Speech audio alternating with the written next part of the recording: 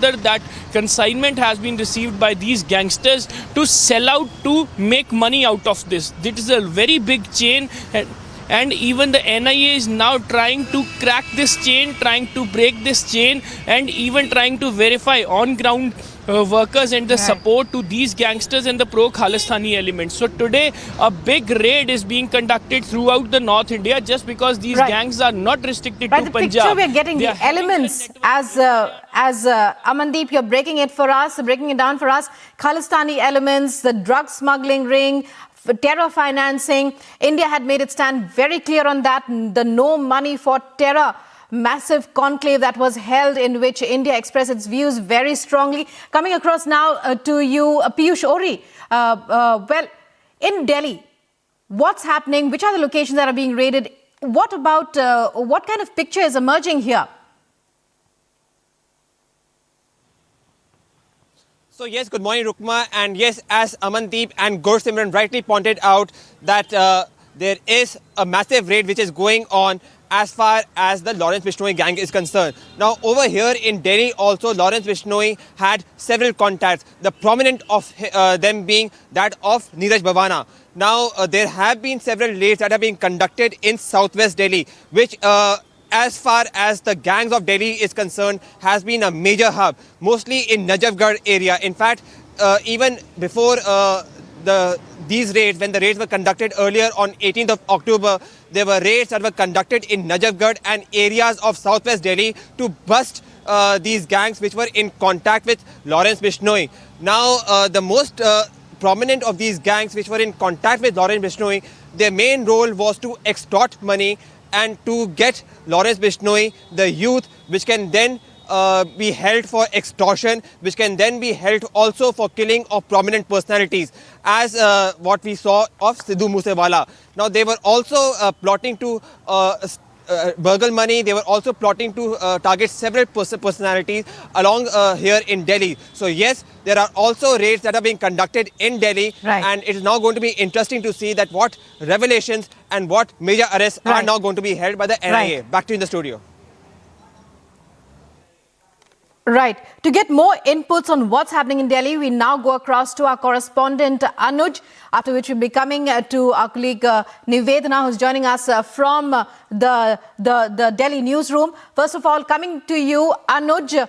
Well, in October, we had heard about raids across 50 locations.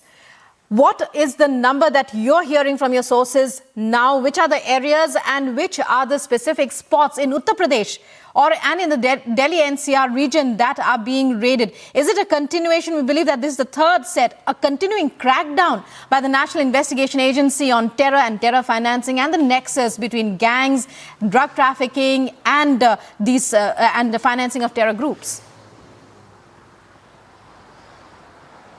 Well, let me tell you that since from the very morning today, NIA could be clearly seen in action. As we were pointing it out earlier also, this is going on at the multiple locations. It's not limited to one place.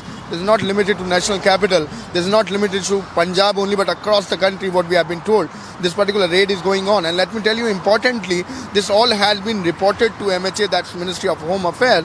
And under the vision of Ministry of Home Affairs, this all being now taken to a further step. And as we do know that 4 members of Lawrence Bishnoi gang was arrested from Ropar, from Punjab. So after this, now this is again another step on which the NIA is working on. On the other hand, NIA is getting the lead from the gangsters who are already under the judicial custody, being it Lawrence Bishnoi, because they are being interrogated, they are being questioned, they are being asked by the agencies, and from there getting the leads. Now the NIA team is going ahead, and this is the next step, what we should say. So this is more than a dozen locations what we have been told, on which at this point in time the raid is going on. The dots has been connected by the National Investigating Agency, and there now this is going to be more trouble for the gangsters across the country. Right. So the name Lawrence Bishnoi there, Nivedana, figuring again and again as far as our reporters in Punjab as well as in the National Capital Region are concerned, as well as from Gursimran. That's what we're hearing. Nivedana, what about the information that you're getting from your sources? Fill us in on the latest. Well, Rukma, like all our correspondents have been pointing out, currently, of course, is a major crackdown by the NIA. Talking about Punjab in particular, there are 6 districts which are being raided by the NIA. But like Piyush Ori was also pointing out, it remains to be seen in terms of what revelations and arrests will also be coming out. But this is, of course, a major crackdown by the NIA. And, of course, the latest inputs being that this is for the Bishnoi and the Goldi Brar gang, which is currently under the lens. But we'll continue to, of course, get the latest because, remember, Republic has also been the first channel to break this particular news. But in terms of the NIA raids currently, what we're learning so far is that it is, of course, a major crackdown across the nation. Right. Many thanks, Nivedana, and also many thanks to Anuj, as well as Amandeep, Gursimran, and Piyush Ori as well. Well, keep your eyes on that story. So, mega NIA crackdown on the nexus between gangsters, gangs and terror groups and the financing of that, as well as drug traffickers and drug peddlers and so on. We'll be getting you all the updates on that. The exact number of locations that are being raided right now still not clear, but raids are continuing across Uttar Pradesh, Punjab, as well as Haryana and Rajasthan, as well as the National Capital Region.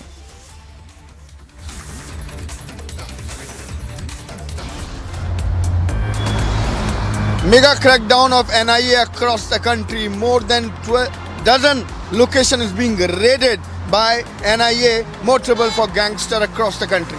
Keep watching Republic TV. Stay tuned. We'll be right back.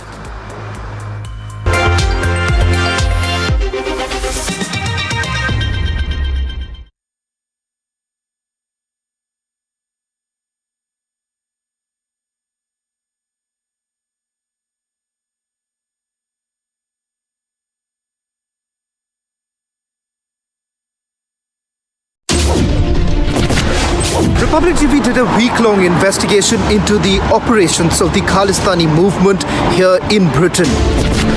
I, along with my colleague Anilesh Kumar, began a deep investigation to expose Sanjay Bhandari. When you're linking NPR and NRC, don't you think that somewhere down the line you're misleading the public here? The UK court says that this is a clear-cut case of money laundering. Nirav Modi should be extradited to India. The damage that has been caused because of the aerial bombardment that took place. We are given to understand they are expecting that there could be more bombing that could take place.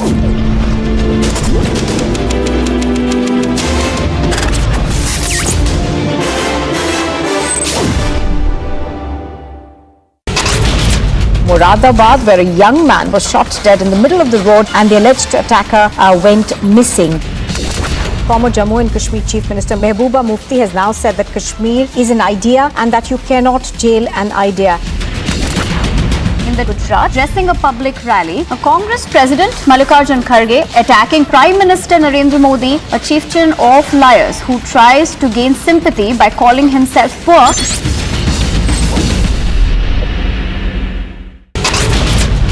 An alleged case of ragging in Dibrugarh University, the Assam Chief Minister takes talks as hunt on to nab the accused. 50-year-old man died on Sunday after a BMW car allegedly hit his sport bicycle at the Mahidpal flyover in southwest Delhi. In fact, the driver of the luxury car has now been arrested. Plane crash resulted in an electricity cutoff that affected over 90,000 homes. And however, no one was injured in the incident of Montgomery County in the U.S. state of Maryland.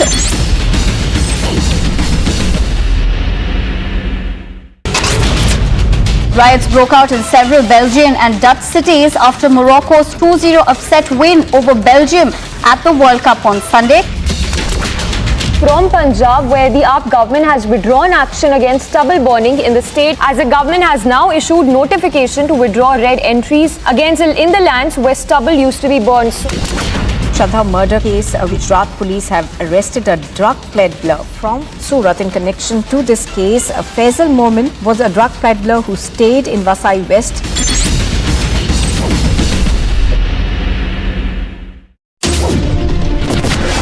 India and Israel relationship is on an upswing, and yet there was a time in history when it was called stillborn. It seems both the sides have moved on. The ice breaking happened, the thaw happened.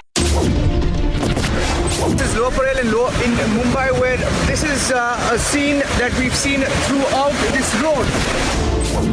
About 100 cars behind me, 200 people in all, and Republic TV is on the pickup truck that's leading the rally. So that's the situation here in Dadar. Very crowded because this is essentially the vegetable market, and people will have to pick up their daily supplies. Raut ji, 4 दिन की remand है, 4 दिन की remand. Raut ji.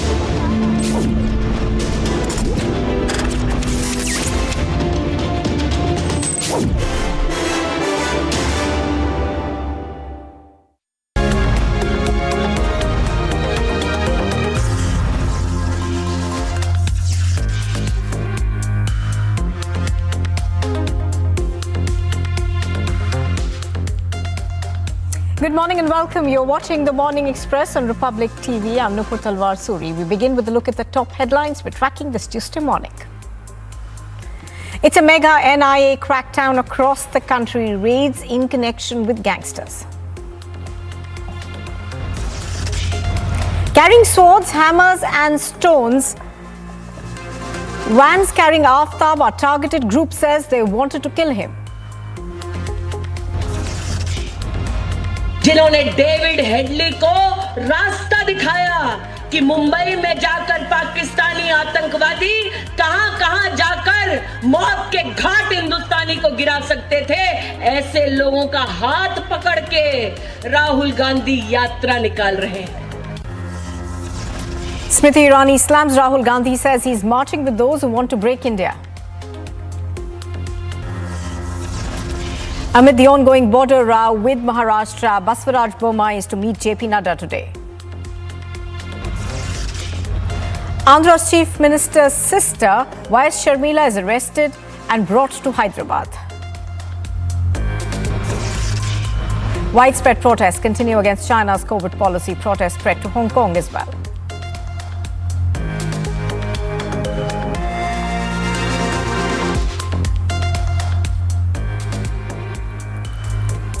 Well, the big story this morning, there has been a huge NIA crackdown across the country. NIA raids were conducted at over a dozen locations, raids in various parts of Delhi, Uttar Pradesh and Punjab. Raids have been conducted on a gangster network across North India. Multiple teams are part of the raids that are being conducted at various locations. Now, do remember that the NIA has been focusing on cracking down on this huge nexus that has been seen behind targeted killings across the country. Now, we are given to understand that these raids are, of course, being conducted in connection with certain gangsters who have been behind killings like those of Sidhu Moosewala. We are given to understand that on the target is the Bishnoi gang, as well as others that you see on your screen. So, Kala Jathedi is one of those who is being targeted. As I was earlier saying, Sidhu Moosewala's killing, of course, did serve as a wake-up call for the police authorities as well as the NIA, which has launched a massive operation to be able to crack down on these gangsters. Now, we are given to understand that these gangs are largely involved in extortion, smuggling, as well as targeted killings. We are given to understand that raids are underway in Punjab as well as Haryana. The number of raids that has been conducted, of course, has now gone up. We are also learning that these gangs essentially are involved in extortion. Do remember that it was the Sidhu Moosewala murder case that actually brought the focus back on these raids. Some of these gangsters, of course, do also have connections overseas, and that is something that was also revealed after the Sidhu Moosewala murder case took place. Now, Lawrence Bishnoi, of course, is one of the key accused in that murder case. He's been taken into custody by the Punjab police now, and which is questioning him in this. But this is being seen as a wider network that is being cracked down upon by the NIA. So the crackdown, it appears, is taking place at least in 4 states, is what we are told. The raids are being conducted across Delhi, Haryana, Punjab, as well as Uttar Pradesh. 6 districts of Punjab are, of course, the focus of these raids. Now, there are multiple teams that have been formed by the NIA to conduct these raids. Now, the key focus of the NIA during this investigation has been a crackdown on gangsters as well as a crackdown on extortionists. Sidhu Moosewala murder case, of course, brought into focus how far the web of these gangs has spread. So, NIA conducting raids in Uttar Pradesh, Punjab, Haryana as well as New Delhi. We are trying to go across to our correspondents on the ground for more details. I think in fact we've got Gursimran joining us right now. Gursimran, good morning. Gursimran, we are given to understand that there are, of course, about 4 states where these raids are taking place, and the focus is on these gangs which essentially are accused of extortion and targeted killings. Give us more details, please.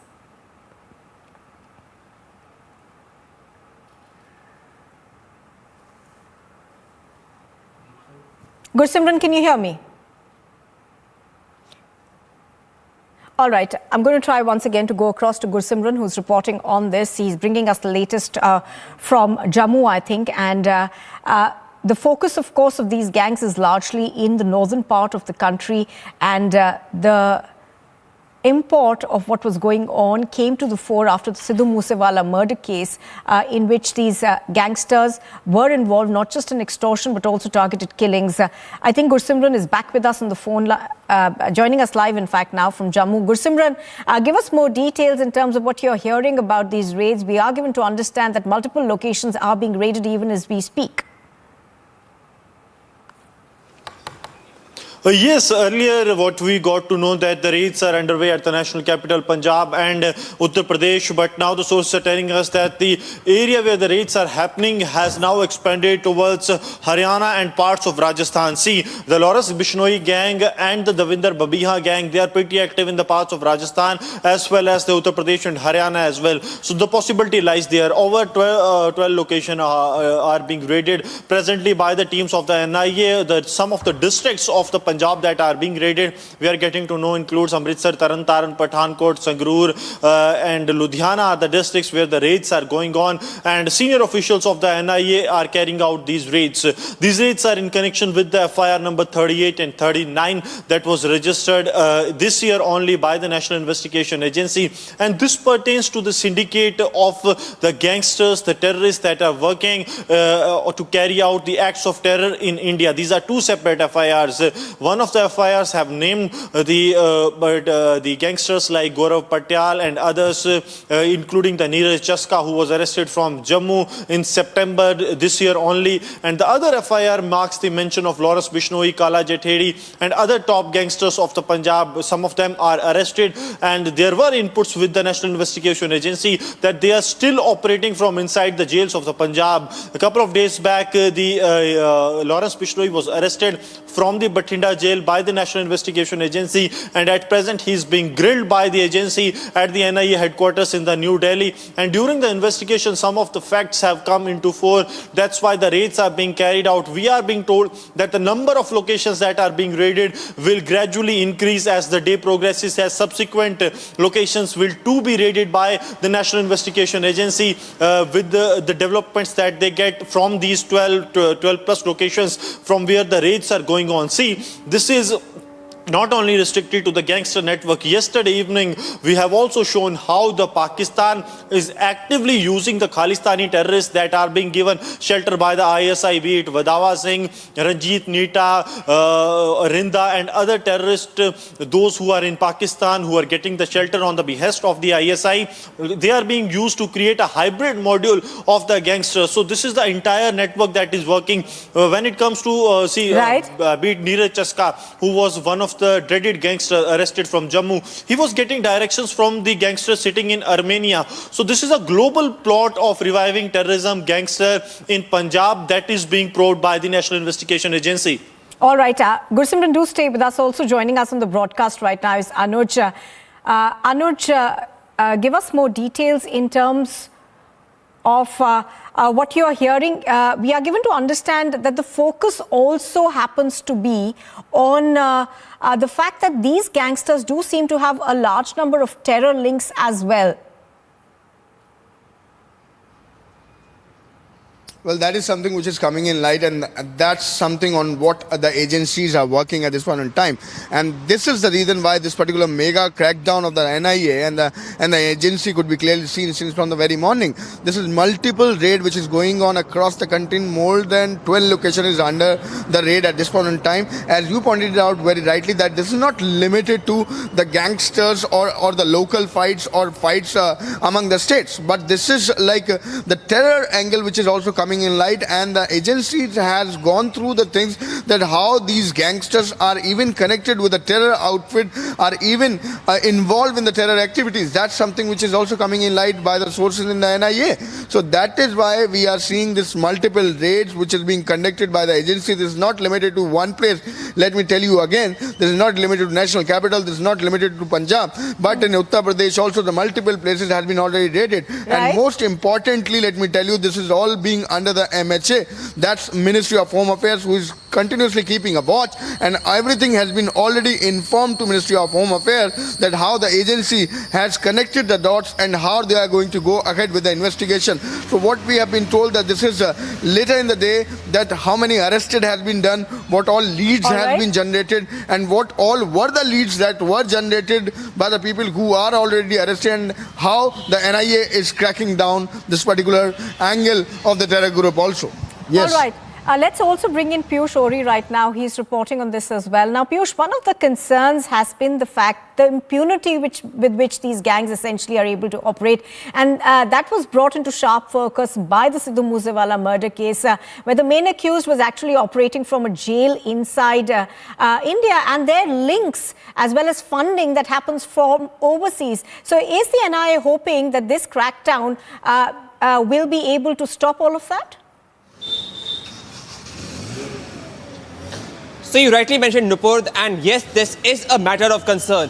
What started off as, small gangs actually started to get support from global terrorist organizations and especially ISI, and today they have got into a kind of crime which leads to not only drug peddling, extortion, but now also killing of prominent personalities, as what we saw of Sidhu Moosewala. So yes, now since NIA has got involved in all these raids, we can understand that how wide and how global this actual gang of crimes have actually become.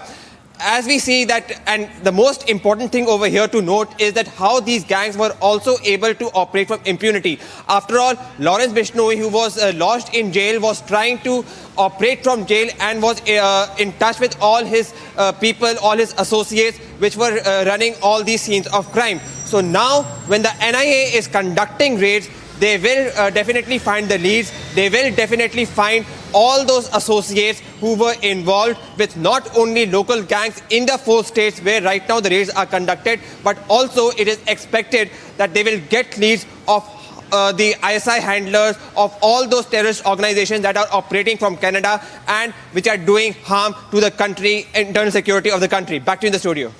All right, let's go across right now to Gursimran. Gursimran, what has been brought into sharp focus is also the kind of weapons that are being used by these gangsters. And particularly in Jammu and Kashmir, there are fears that a large number of these weapons are actually dropped through drones. And thereafter, they make their way to these gangs which use them. See, Rukma, as we speak, this is really a serious concern because as the raids of the National Investigation Agency are underway, we are also witnessing that an attempt from the Pakistan to push in weapons into the Indian territory has been foiled in Amritsar, where a Pakistani drone carrying possibly arms and ammunition into the Indian territory has been shot down by the women personnel of the BSF. So this shows the intensity that by which Pakistan and its agencies are working to push weapons for these gangsters in Punjab so as to destabilize the region. We have got some names of the gangsters on whose associates the action being carried out, and the names are Gaurav Patyal, Sukh Duneke, and others are these gangsters, along with Lawrence Bishnoi, Kala Jathedi, and others, where the raids are happening. This is after the arrest of Lawrence Bishnoi by the National Investigation Agency, that some of the key links have emerged, and the NIA has rushed the teams from all over the North India and other parts of the country to Punjab, Haryana, Rajasthan, in parts of New Delhi, Uttar Pradesh and Rajasthan, that the raids are being carried out. The raids have started at around 6 in the morning, and we are getting to know that the number of locations that are being raided, that will subsequently go up. We are waiting for the confirmation from the sources in the NIA. The number of the locations will certainly go up. This will not restrict to the 12 locations. This will go up as the subsequent raids will follow. And this nexus is not about, as Anuj was also mentioning, not about the gangsters working in Punjab, but the overall network. The way Pakistan is trying to use these gangsters in Punjab as a hybrid terror module to act on the assignment basis that was tasked by the ISI. They have carried out some of the killings as per the central agencies, and that's why these two FIRs, FIR number 38 and FIR number 39, were registered by the National Investigation Agency in New Delhi police station, taking the suo motu cognizance of the happenings in Punjab and other areas. All right, absolutely. Gursimran, this is Nupur here. I'm going to go back across on the ground right now, I think, to Anuj. Anuj, we were speaking about the fact that one of the key concerns for the NIA has been the fact that there seems to be an international network. Now, just looking at the Sidhu Moosewala murder case, it was very apparent that, you know, there was funding that was coming in from Canada, and a large number of these gangsters are actually based over there now. So how is the NIA hoping to tackle that threat? Well, if we talk about this particular action of the investigating agency, if we talk about the action which has been taken by NIA since from the morning, the raids which has been conducted, we need to understand the larger picture that the dots has been already connected. This is already being done. If we talk about the interrogation part, now the NIA has already connected the dots. The people who are already under the custody, whether being it in the judicial custody or whether being it under the interrogation of NIA, from there, now the NIA is focusing on to this particular angle. If we talk about these links with the terror group, as in Sidhu Moosewala case, the link has already emerged, where on the other hand this has been already informed by the interrogation agency to the MHA, that's Ministry of Home Affairs, that what exactly these terror outfits and these gangsters, if we talk about these their connectivity, what exactly their links are. So the NIA at this point in time is looking deep into that angle also and cracking down the connection. The dots, the chain has been like already cracked down. The dots has been already connected. So they are connecting the dots and now going ahead to crack down these particular chains. When we are talking about this international circuit, this nexus and the connections with the terror outfit. So this is the mega crackdown of the agency. What we have been told that this is more than 12 locations which is under the raid at this point in time by the investigating agency. Yes. All right. Going back to Piyush now. Piyush, what we're given to understand is that at least 20 locations are being raided across Delhi, NCR, Rajasthan, Haryana, Punjab. Give us more details that you're now coming by. As rightly pointed out by Anuj, that yes, the NIA is connecting the dots, and as rightly pointed also by Gursimran, that this is not only restricted to some parts, but this is a widespread network which now needs to be busted. And thereby the NIA has also got involved, because what actually started off with just few gangs starting off with extortion, drug peddling, has now emerged into a very dangerous nexus where young people are being recruited for terrorist activities. So yes, this is a very big network. And as you rightly said, that as of now, what we have been told is that there have been around 4 states where these raids are conducted. But as pointed out by Gursimran, that these raids are only going to increase as the day pass by, and we are only going to be known by the evening that what is the action which is being taken by the NIA from these raids. Are there going to be more arrests that will be taking place?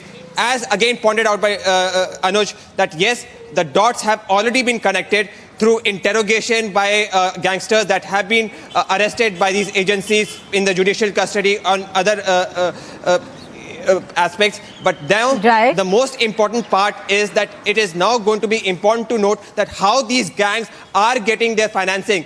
What kind of international players are involved who are giving these money? Are they involved only in Pakistan, or are they also involved in Canada and other areas? So this is a big revelation that has to now come forward by the NIA through these raids. Back to you in the studio. Now stay with us. Let's also bring in Amandeep right now. Amandeep, good morning. Explain to us how what started as a narco network actually has now become a major law and order challenge for the northern states, and the linkages thereafter to the gangs which operate out of countries like Canada and Australia.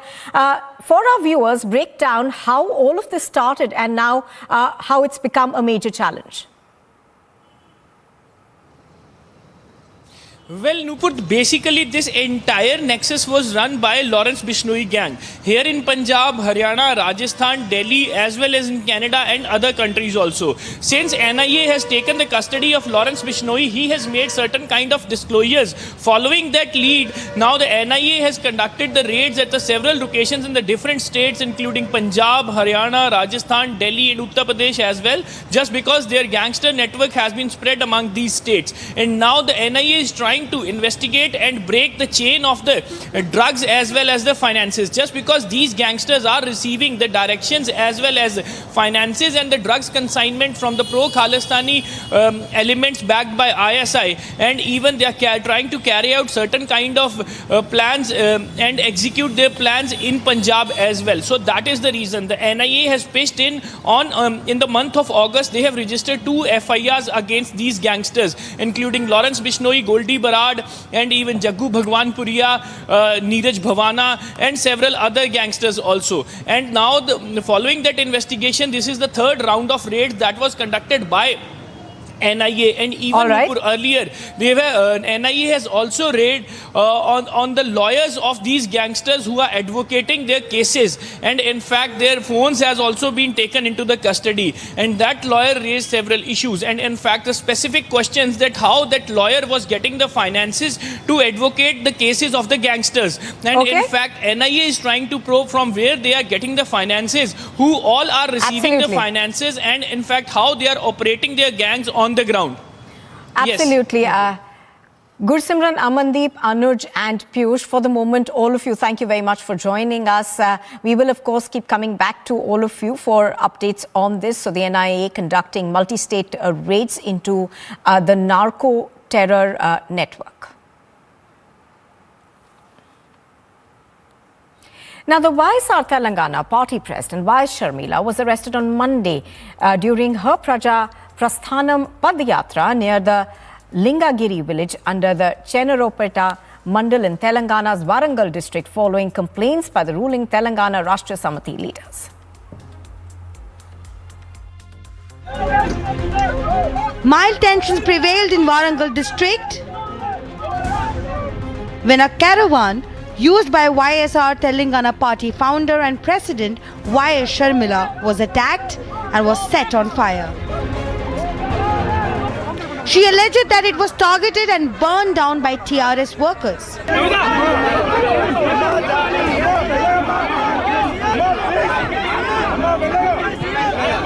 She further slams KCR government and calls it a shameless sarkar. YS Sharmila got arrested following the clash that broke out between YSR and KSR party workers. Notably, police stopped Sharmila's Padayatra and arrested her along with YSR leaders in Chenaropeta Mandal.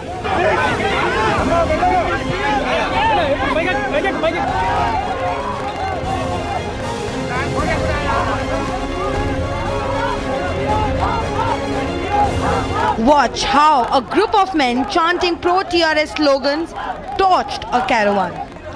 Sharmila's posters were also lit on fire. Till date, the Praja Prasthanam Padayatra has crossed 3,500 km mark, spreading across 75 assembly segments in the state.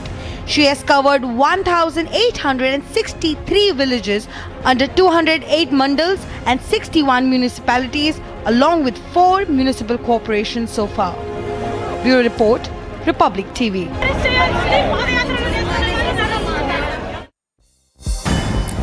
And here's a quick look at what else is making news this morning. During the hearing in the Supreme Court, the 2-judge bench agreed that forced conversions are a serious issue and has hinted that states will be implemented. Now, the next date of hearing is the 5th of November. Under fire from various quarters over his comments on the legendary Maratha warrior Chhatrapati Shivaji Maharaj, Maharashtra's Governor Bhagat Singh Koshyari has offered to resign. The governor's recent comments over calling Chhatrapati Shivaji Maharaj drew the ire of many in the state, with the governor having stated that the Maratha ruler was an icon of India. Belgavi court has summoned Uddhav camp leader Sanjay Raut for his alleged hate speech on the Maharashtra-Karnataka border dispute. He's been asked to appear on the 1st of December. A video has emerged that shows former Karnataka Chief Minister Siddaramaiah refusing to start Constitution Day event with Vande Mataram. Now, the video shows that the leader agreed to play Vande Mataram as an afterthought in order to avoid a controversy.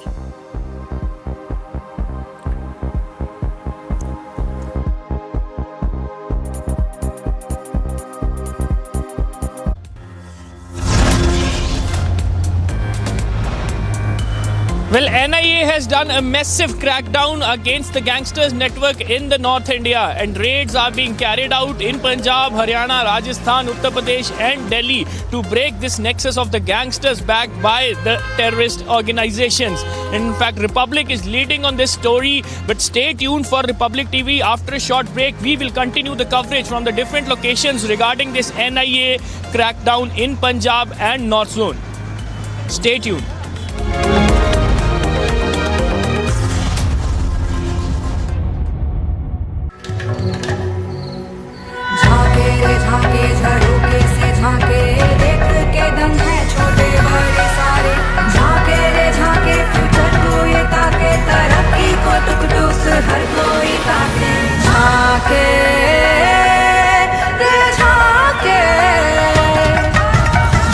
Reimagineering brighter futures with smarter steels.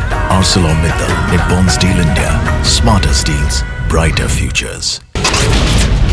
An alleged case of ragging in Dibrugarh University, the Assam Chief Minister takes stocks as hunt on to nab the accused. 50-year-old man died on Sunday after a BMW car allegedly hit his sport bicycle at the Mahidpal flyover in southwest Delhi. In fact, the driver of the luxury car has now been arrested.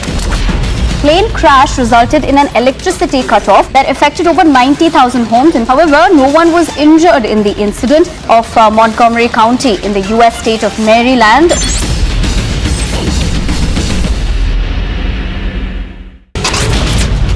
Riots broke out in several Belgian and Dutch cities after Morocco's 2-0 upset win over Belgium at the World Cup on Sunday.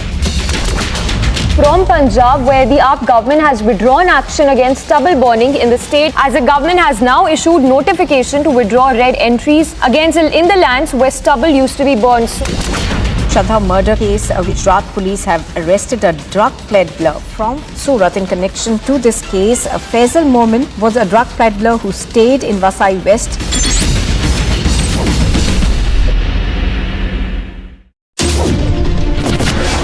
India and Israel relationship is on an upswing, and yet there was a time in history when it was called stillborn. It seems both the sides have moved on. The ice breaking happened, the thaw happened at Hamburg when Prime Minister Modi went that extra mile to shake hands with Xi. This is the biggest stadium in the world for cricket. This is effectively to be inaugurated because building use permission for the stadium came just last month.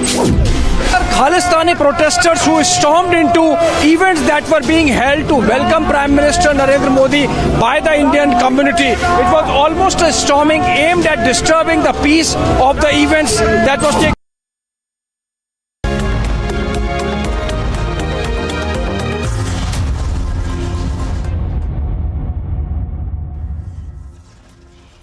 And here's a quick recap of the top headlines at 8:30 this morning. It's a mega NIA crackdown across the country. Raids are conducted in Delhi, UP, Punjab, Haryana in connection with gangsters.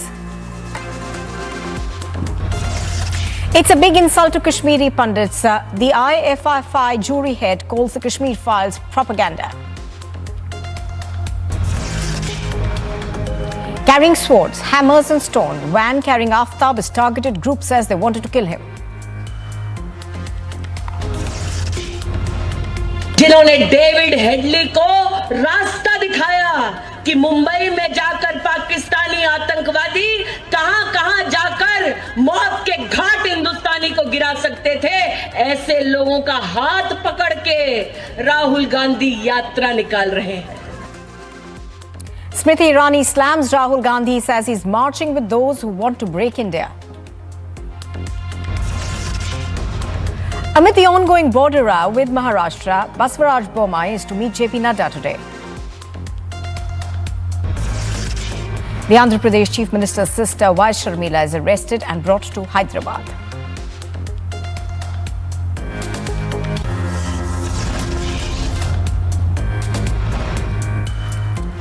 Good morning and thank you very much for staying with us on the Morning Express. I'm Nupur Talwar Suri. Now, Vivek Agnihotri's directorial debut, The Kashmir Files, which narrates the heart-wrenching story of the forced exodus of Kashmiri Pandits, was labelled propaganda at the 53rd International Film Festival of India in Goa on Monday. Speaking during the closing ceremony of the event, Israeli filmmaker and jury head Nadav Lapid said that many were shocked by the movie and even termed it vulgar. All right, now Anupam Kher, of course, has responded to the propaganda remark. We are given to understand that he has called it shameful, going on then to say that this is a huge insult to Kashmiri Pandits. So Anupam Kher responding to the propaganda remark that was made at the International Film Festival of Goa. Speaking during the closing ceremony of the event, the Israeli filmmaker and jury head Nadav Lapid said that many were shocked by the movie and even termed it vulgar. Let's go across on the ground to Piyush Shori. We'll go across to him in just a bit, but let's quickly listen in to what the jury head actually said.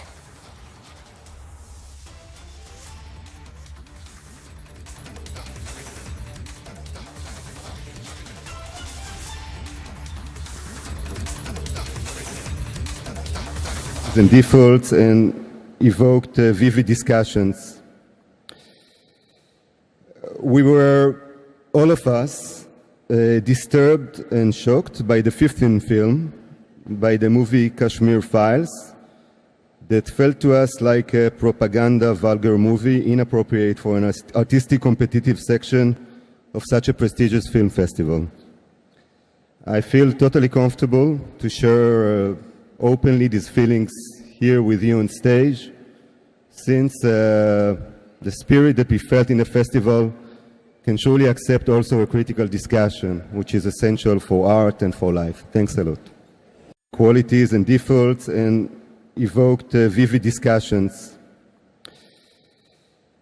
We were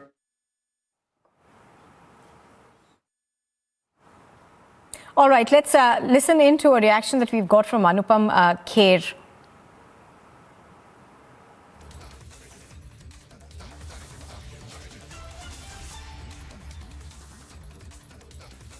इसके बारे में उनको, उन शख्स को मैं कहूँगा कि भगवान उनको सद्बुद्धि दे, गणपति जी उनको सद्बुद्धि दे, थोड़ी अकल दे, और इतना ही कहना चाहूँगा, बिकॉज मंदिर के बाहर इस तरह की बात करना कोई फिलहाल बिल्कुल ठीक नहीं है. सर फिर भी आपका ओपिनियन क्या रहेगा?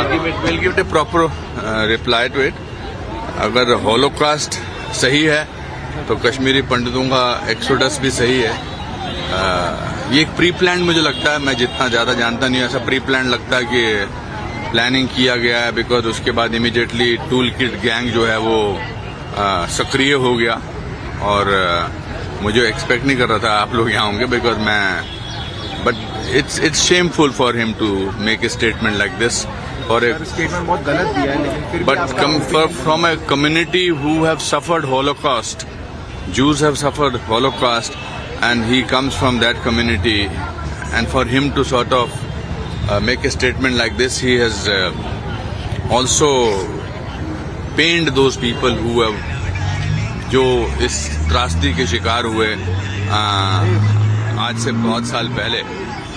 तो मैं यही कहूँगा कि ये हमारे गणपति जी, सिद्धि विनायक के भगवान उनको अकल दे और सद्बुद्धि दे, ताकि वो इस तरह लोगों के हजारों लाखों लोगों की जो ट्रेजेडी है उसको मंच पर से इस्तेमाल करके अपना एक ध्येय पूरा ना करें. All right, so Sushil Pandit now joins us on the phone line. Mr. Pandit, good morning. How do you see this comment that's come in from the jury head at the India International Film Festival? Essentially, what he says is that he believes that the Kashmir Files is largely a propaganda film. I think this kind of a mindset is ghastly, is beyond being civilized and sensitive, which is expected from a filmmaker, a film critic, and someone who is in such a responsible position as head of a jury. To deal with human tragedies of such colossal scale in such a cavalier manner and politically loaded. He hasn't done any professional criticism of the film making. He has actually commented on the veracity of the tragedy itself that has been dealt in the film. I have the most charitable view I could take is that perhaps the brutality and the scale of tragedy in Kashmir is beyond any civilized mind's comprehension from the West. The way they are conditioned to see the limits of human brutalities, perhaps it exceeded even the limits of credibility in their minds, and they saw having it crossed those limits and couldn't believe what they saw in that film. Or two, it is, in the typical rural settings, it's like one widow mocking the widowhood of another widow, coming from a Jew. It's pathetic to see people plummet to such low depths in setting their political agendas up in the public domain at the expense of human tragedies of such scale. I'm speechless, literally. I was groping for words and thoughts when I read that and I heard that statement. It beats logic, it beats common sense, it beats primary, basic, rudimentary human sensitivities to have thought like this and to have been said like this in an open forum.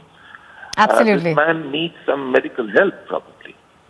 All right, Mr. Pandit, appreciate your speaking to us. Thank you for joining us. Now, we're given to understand that the ambassador of Israel to India has tweeted. He says he's ashamed of what the filmmaker has said about the Kashmir Files. So we are also now beginning to get reactions to this comment that came in from Nadav Lapid.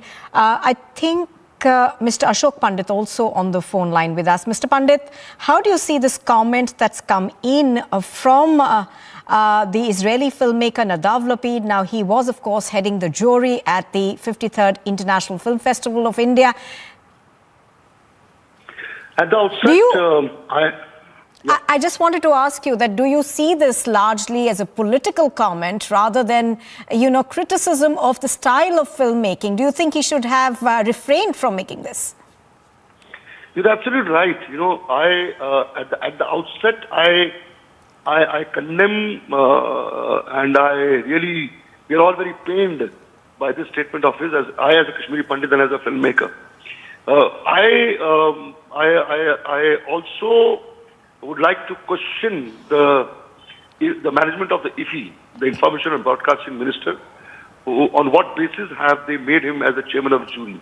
Why was not there a proper homework done while selecting the jury of such a prestigious film festival? Now, this man is not alone. This man is representing a thought process who is anti-India, a person who is supporting terrorism, because this statement of his against Kashmir Files is directly, indirectly supporting the terrorists, which this country is fighting day in and day out. What is Kashmir Files? Kashmir Files depicted the pain, the genocide, ethnic cleansing of the entire race of Kashmiri Pandits. And it is truth. I, as a Kashmiri Pandit, I know this is truth because I've suffered this. I've undergone this pain. We all have undergone this pain and we are still suffering. Killings of Kashmiri Pandits are still happening. It is not that it's over. This man comes out in the open, this man who's a foreigner comes on the land of India and tells me that I'm speaking lies. Kashmiri Pandits have never suffered a genocide and ethnic cleansing, which the films which Kashmir Files had depicted. Who has given them the right to say that? What audacity he has to absolutely insult and to put salt on my wound. I appeal to my information broadcasting minister to issue a statement, summon the ambassador of Israel to apologize, and this man should come out with apologization, because this man is not alone. He's supported, he's backed by anti-India forces. All right, do stay with us, Mr. Ashok Pandit. Also on the phone line with us is Ashwini Bhatt. Ashwini Bhatt, how do you see this comment? Now, given the fact that it came from the head of the jury, and given the fact that, this film was looked upon by many as a catharsis of sorts for Kashmiri Pandit and the beginning of perhaps truth to come out, how do you see his comment? Yeah, look, while... we Kashmiri Pandits, we have been trying to kind of come to terms, post our exodus. These comments like these, they are like rubbing salt into our wounds, right? This is absolutely not, and I don't see this comment in isolation. There is, this seems to be a motivated comment. We need to get to the bottom of it as to how, what is the agenda and how did he arrive at this statement.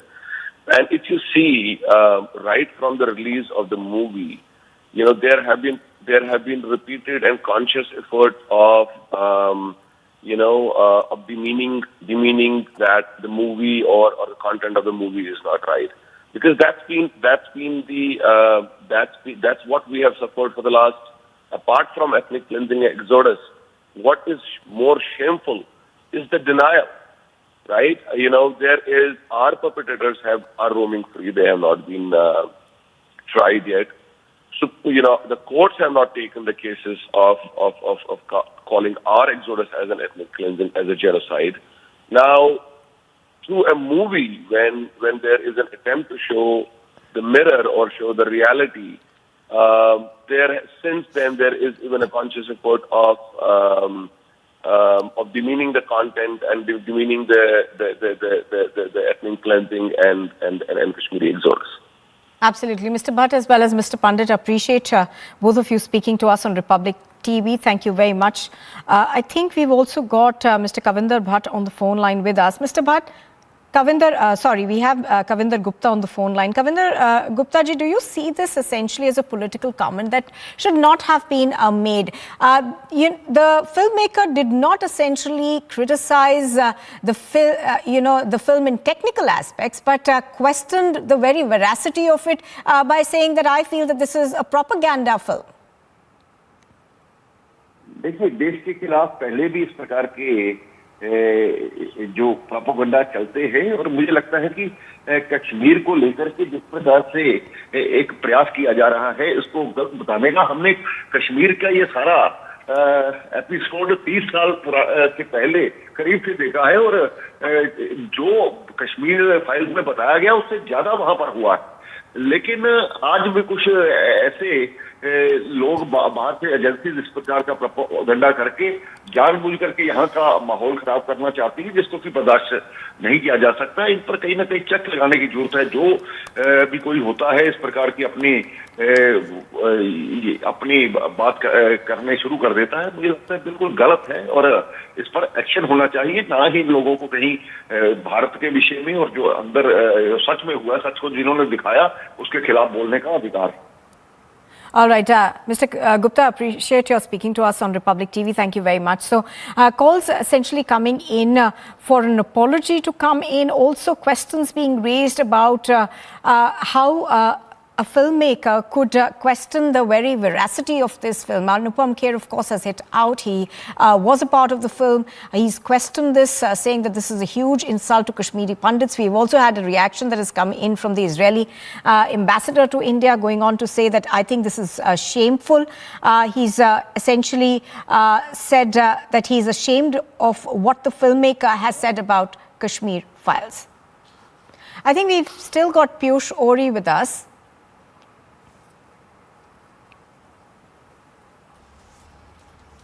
All right, we're going to go across to Piyush in just a bit, but the ambassador of Israel to India has said that he's ashamed with what the filmmaker has said about the Kashmir Files. We're going to quickly play out the reaction of Anupam Kher also, but that's the tweet that's come in. An open letter to Nadav Lapid following the criticism of the Kashmir Files.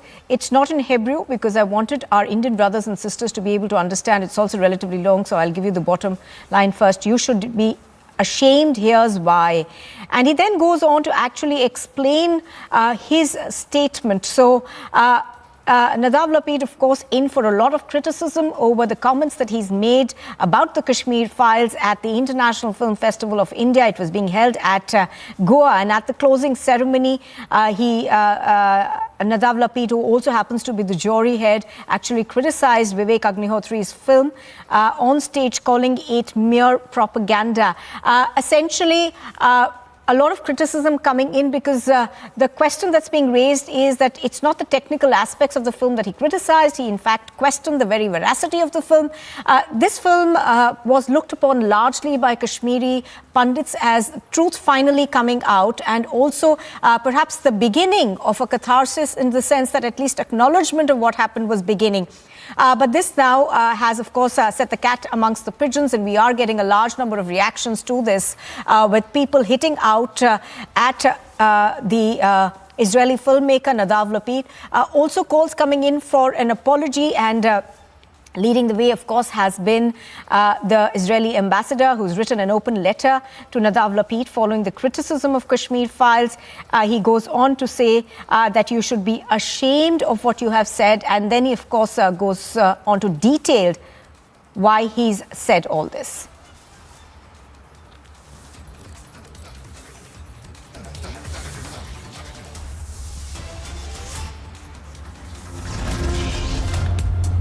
You are watching Republic TV. We slip into a short break. On the other side, we bring you more, including it's a mega NIA crackdown across the nation. Raids are conducted in Delhi, Uttar Pradesh, Punjab in connection with gangsters. And amid the ongoing border row with Maharashtra, Basvaraj Bommai is to meet JP Nadda today.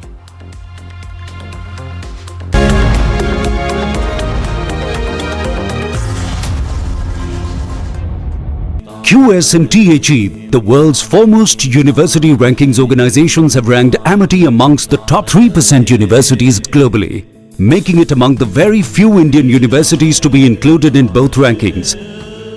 Yet another top ranking for Amity University.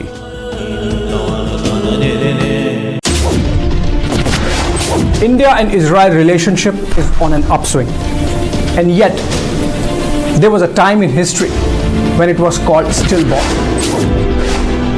It seems both the sides have moved on. The ice breaking happened, the thaw happened at Hamburg when Prime Minister Modi went that extra mile to shake hands with Xi. This is the biggest stadium in the world for cricket.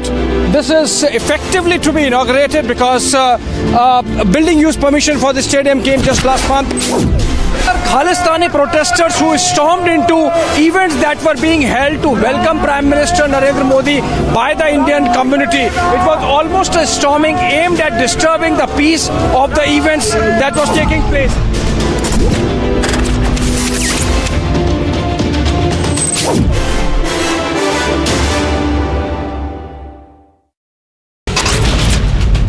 Weeks back, when police was searching the pieces and the skull of Shraddha, at that time human flesh was found in the sewer of Pandits Nagar. Anjan Das, who was brutally killed by his wife and son named Poonam and Deepak in Pandits Nagar area. They chopped the pieces of the man in several pieces, kept it in the fridge and then disposed the pieces gradually day by day at night.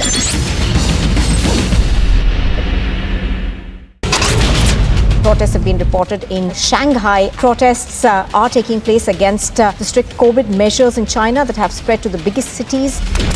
At the Raj Bhavan in Maharashtra, Bhagat Singh Koshyari, the governor of the state, may be considering tendering his resignation after back-to-back comments that he had made.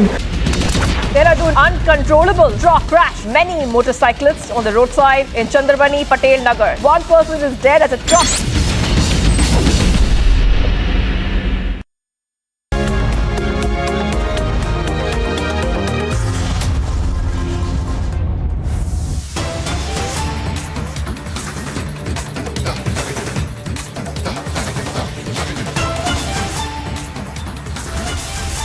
Well, in fact, the Bollywood actor Anupam Kher has lashed out at the IFFI jury head over his propaganda remark, and also coming out against Lapid is the Israeli envoy. Samiksha has more details on this. Let's cut across to her. She joins us from the Mumbai newsroom. Samiksha, good morning. Tell us more.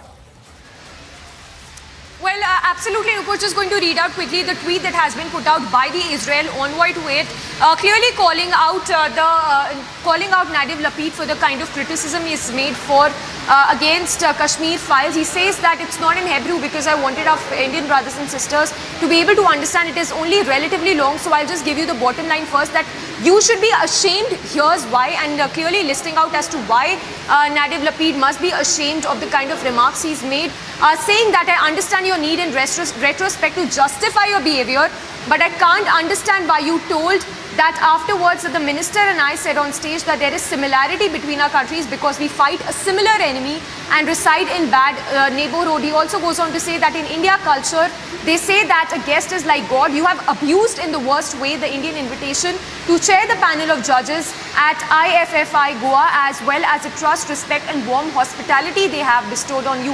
So clearly the Israel envoy very, very upset and calling out Nadiv Lapid for the kind of remarks he made at the event. Absolutely. Samiksha bringing us that tweet. Thank you very much for joining us. So large amount of criticism that is coming out against Mr. Lapid over the comments that he made at the closing ceremony of the International Film Festival of India. You are watching Republic TV. On the other side, it's a huge crackdown of the NIA across the nation. Raids are conducted in Delhi, Uttar Pradesh and Punjab. Andhra's Chief Minister's sister Y. Sharmila is arrested and brought to Hyderabad.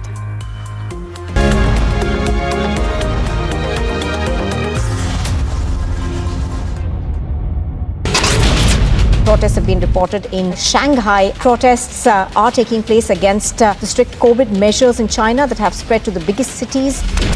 At the Raj Bhavan in Maharashtra, Bhagat Singh Koshyari, the governor of the state, may be considering tendering his resignation after back-to-back comments that he had made. Dehradun, uncontrollable truck crash many motorcyclists on the roadside in Chandrabani, Patel Nagar. One person is dead as a truck.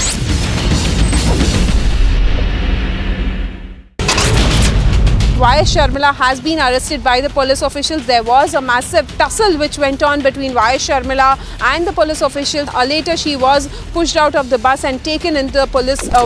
PT Usha, who's now been elected as the president of the Olympic Association. In fact, congratulating PT Usha, Union Law Minister Kiren Rijiju has taken to Twitter.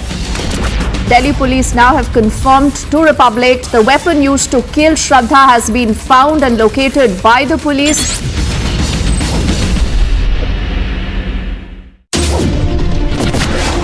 Republic TV did a week-long investigation into the operations of the Khalistani movement here in Britain. I, along with my colleague Anilesh Kumar, began a deep investigation to expose Sanjay Bhandari. When you're linking NPR and NRC, don't you think that somewhere down the line you're misleading the public here? The UK court says that this is a clear-cut case of money laundering. Nirav Modi should be extradited to India. The damage that has been caused because of the aerial bombardment that took place. We are given to understand they are expecting that there could be more bombing that could take place.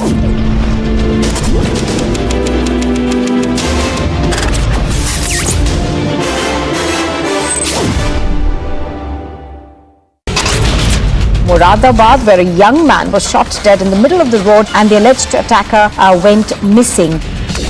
Former Jammu and Kashmir Chief Minister Mehbooba Mufti has now said that Kashmir is an idea and that you cannot jail an idea.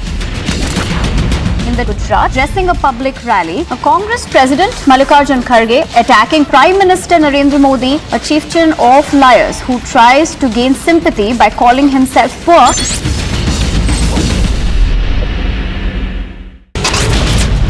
An alleged case of ragging in Dibrugarh University, the Assam Chief Minister takes stocks as hunt on to nab the accused. 50-year-old man died on Sunday after a BMW car allegedly hit his sport bicycle at the Mahirpal flyover in southwest Delhi. In fact, the driver of the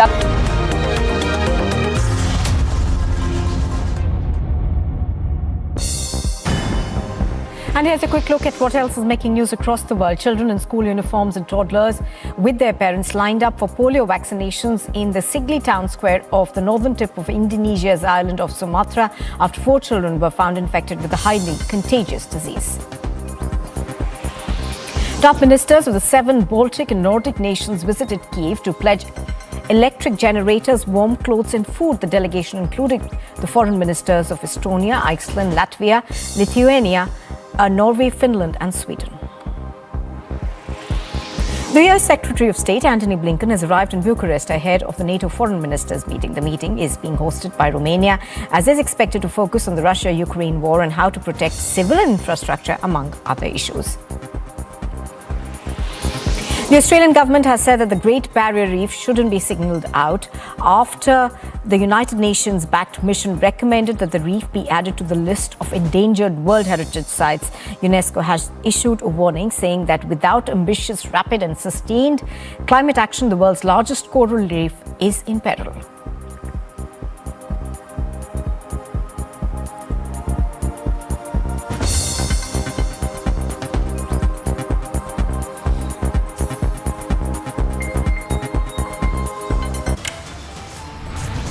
You are watching Republic TV and still to come, it's a mega NIA crackdown that's been conducted across states in North India.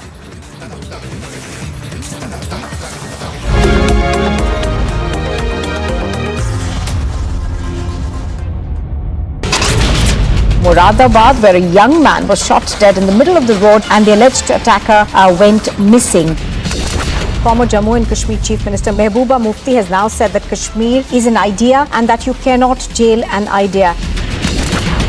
In the Gujarat, addressing a public rally, a Congress President Mallikarjun Kharge attacking Prime Minister Narendra Modi, a chieftain of liars who tries to gain sympathy by calling himself poor.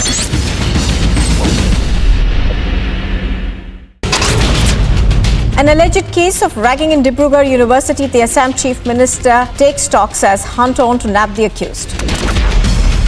50-year-old man died on Sunday after a BMW car allegedly hit his sport bicycle at the Mahirpal flyover in southwest Delhi. In fact, the driver of the luxury car has now been arrested.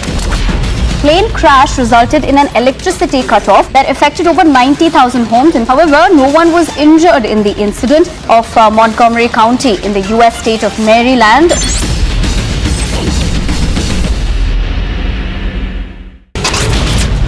Riots broke out in several Belgian and Dutch cities after Morocco's 2-0 upset win over Belgium at the World Cup on Sunday. From Punjab, where the IFFI government has withdrawn action against stubble burning in the state, as the government has now issued notification to withdraw red entries in the lands where stubble used to be burned. Shraddha murder case, Gujarat police have arrested a drug peddler from Surat in connection to this case. Faisal Momin was a drug peddler who stayed in Vasai West.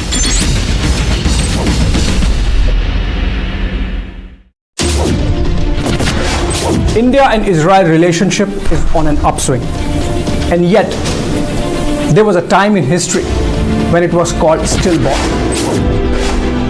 It seems both the sides have moved on. The ice breaking happened, the thaw happened at Hamburg when Prime Minister Modi went that extra mile to shake hands with Xi. This is the biggest stadium in the world for cricket. This is effectively to be inaugurated because building use permission for the stadium came just last month. Khalistani protesters who stormed into events that were being...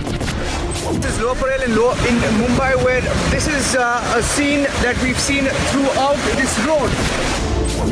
About 100 cars behind me, 200 people in all, and Republic TV is on the pickup truck that's leading the rally. So that's the situation here in Dadar. Very crowded because this is essentially the vegetable market, and people will have to pick up their daily supplies. Raut जी, 4 दिन की remand है, 4 दिन की remand. Raut ji.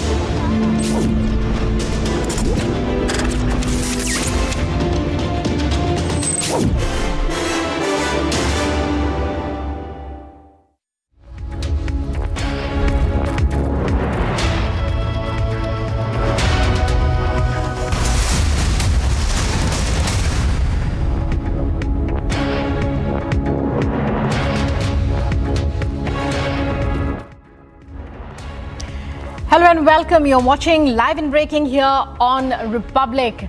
I'm Rukma with you as we track the top stories from across India and the world. Let's begin with the headlines.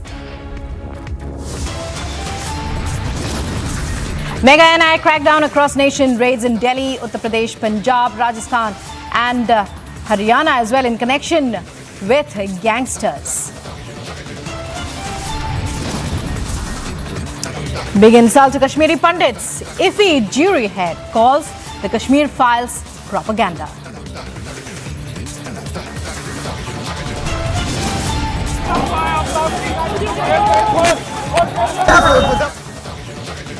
Carrying swords, hammers and stones. Van carrying Aftab targeted in Delhi.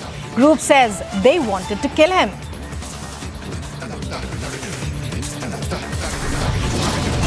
जिन्होंने David Headley को रास्ता दिखाया कि मुंबई में जाकर पाकिस्तानी आतंकवादी कहां-कहां जाकर मौत के घाट हिंदुस्तानी को गिरा सकते थे, ऐसे लोगों का हाथ पकड़ के राहुल गांधी यात्रा निकाल रहे हैं.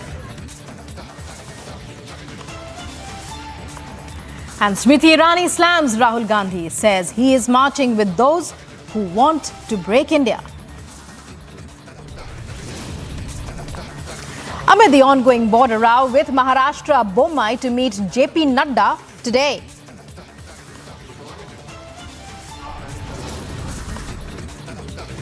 Andhra Chief Minister's sister, Y.S. Sharmila, arrested by and brought to Hyderabad.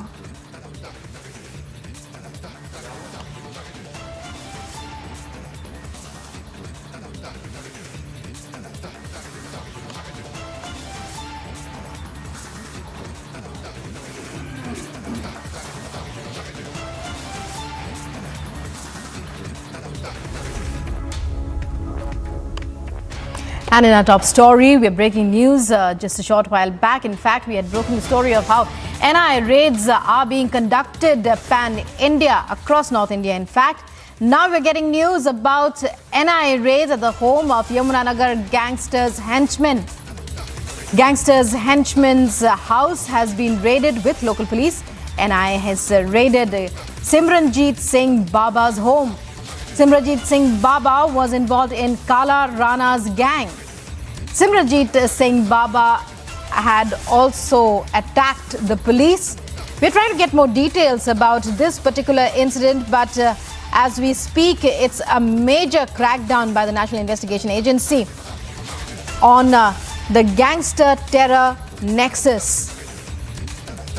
For some time now, news has been surfacing and Republic has been continuously reporting. In fact, Gursimran joining us now. Gursimran, and our correspondent Amandeep as well, reporting on how incidents of narco-terror are on the rise. Incidents of more and more, it was coming to the fore about a nexus between gangsters, particularly in outer Delhi, in Punjab, in Haryana and other states, in Punjab and Haryana in particular, how they are taking up contracts and being paid by pro-Khalistan forces in Canada, by Pakistani terror groups. And Amandeep and Piyush Ori joining me now for more updates on this. Amandeep, I was just telling our viewers about how you've been constantly reporting about incidents of narco-terror on the rise, about increasing incidents of gangsters in Punjab being paid by terror elements from across the border, both Canada and as well as Pakistan. Could you elaborate on what's happening right now, even as we also have with us Piyush Ori? Piyush, I'll be coming back to you, but later. First of all, Amandeep, which are the areas that are being raided? And also we believe that these raids are stemming from the interrogation of Lawrence Bishnoi, who is in the NIA headquarters in New Delhi. Well, absolutely, Rukma. And in fact, the entire network of Lawrence Bishnoi gang is being raided by NIA with the help of the state police as well. Right now, we are outside the residence of Ravi Rajgad, who's one of the close associate of Lawrence Bishnoi. And in fact, the NIA has just raided his residence as well. This is basically in village Rajgad in Khanna district of Punjab. And in fact, raid is still continued inside his residence just because he's a close associate. Just because, Rukma, the entire nexus was being run by the Lawrence Bishnoi gang, and now the NIA, following the interrogation line of the Lawrence Bishnoi after taking him into the custody, now raiding his associates as well as, and you can see the visuals, the team of the NIA is coming out, and in fact with the help of the local police, and they have also seized some documents as well. You can see the visuals, and even the local police is also here to entirely monitor the situation, to provide the logistic support to the NIA as well.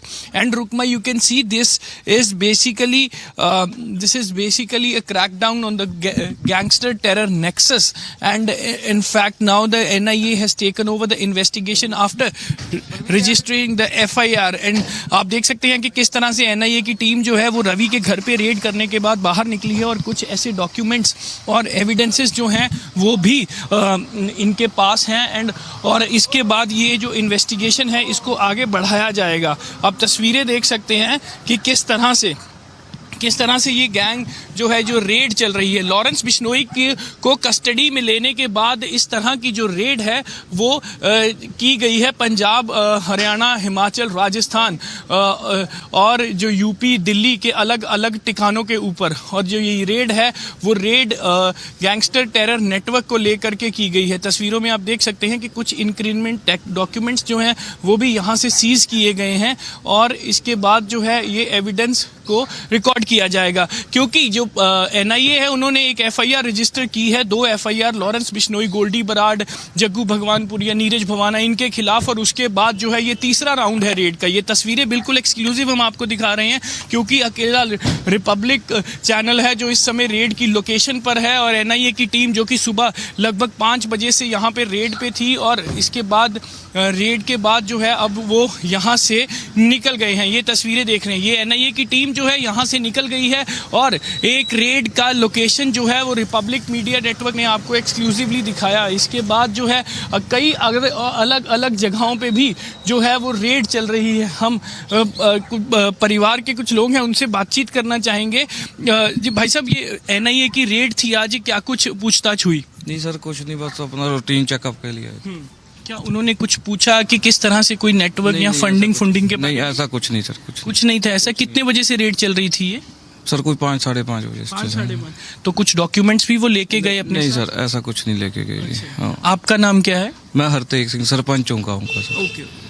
तो आप देख सकते हैं कि जो red है वो राजगढ़ गांव में की गई है। राजगढ़ गांव में रवि के घर के ऊपर ये रेड की गई है और रेड एनआईए सुबह लगभग 5-5:30 बजे से कंटिन्यूसली एनआईए जो रेड कर रही थी और उसके बाद अब रेड को यहां से कंक्लूड कर दिया गया है। पंजाब, हरियाणा, दिल्ली, राजस्थान, उत्तर प्रदेश और कई जगह पे ऐसी रेड की गई है क्योंकि ये गैंगस्टर्स और टेरर का नेटवर्क है। आखिरकार कहां से पैसा आता है, कहां से डायरेक्शंस आती हैं, किस तरह से ये नेटवर्क रन करते हैं और किस तरह से इनको डायरेक्शंस आती हैं क्या कुछ करने की। क्योंकि पहले ये सिर्फ गैंगस्टर्स थे, लॉरेंस बिश्नोई का एक एक्सटॉर्शन का गैंग था, लेकिन आहिस्ता आहिस्ता ये जो गैंग है वो टेरर के साथ मर्ज हो गया, उनके लिंक में आया और फिर इसको ISI के जो टेररिस्ट बैठे हुए हैं पाकिस्तान में उनके द्वारा ऑपरेट करना शुरू कर दिया गया और लगातार जो आतंकवादी गतिविधियां हैं उनको अंजाम दिया गया इनकी गैंग के तरफ से, चाहे वो सिद्धू मूसेवाला केस हो, चाहे वो RPG अटैक हो, इसी तरह के। लेकिन अब NIA की इन्वेस्टिगेशन आगे बढ़ाएगी और इस सारी चेन का खुलासा करेगी कि आखिरकार किस तरह से इनके पास पैसा आता है और किस तरह से ये सारा अपना गैंग चलाते हैं। जी right Amandeep, well that was extremely interesting and even as we watched, we saw the NIA team leaving that raid location. Going across now to Gursimran. Gursimran, you've been reporting for some time about incidents of narco-terror on the rise, how Pakistani drones are dropping various payloads that have revealed contents that are very suspicious and causing immense concern. Now these names, Simranjeet Singh Baba, Kala Rana Gang, Jaggu Bhagwanpur, well, when we talk about the NIA raids, how are they connected? Also, an update on how many locations right now being raided across J&K.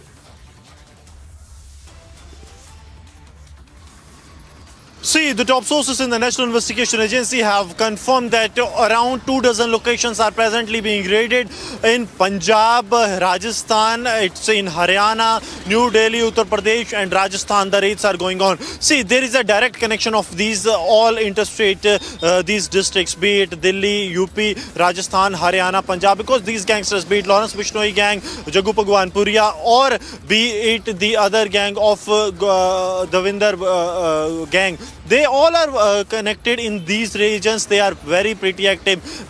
If we speak of Vikram Barar, he's from Rajasthan. He has been pretty active in the student politics there. Then he joined the gangster rank. He was wanted for a couple of murders.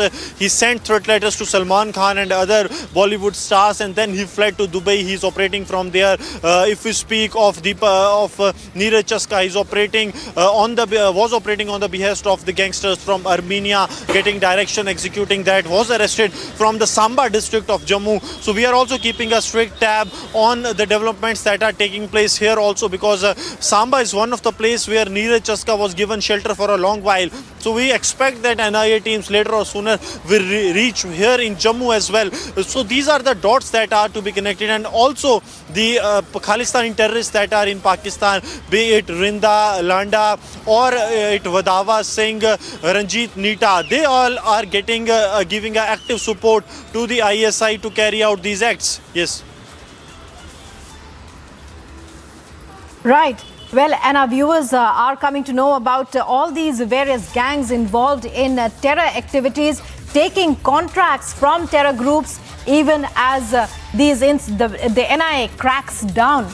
Many thanks, Gursimran. Many thanks, Amandeep and Piyush, as well as Anuj, for joining us there with those updates. And moving on now to the big insult that India saw being leveled against the Kashmir Files movie by the jury head at the International Film Festival of India that was underway and concluded in Goa. Now, Bollywood actor Anupam Kher has lashed out at the jury at IFFI, jury head rather, over his propaganda remark against the Kashmir Files.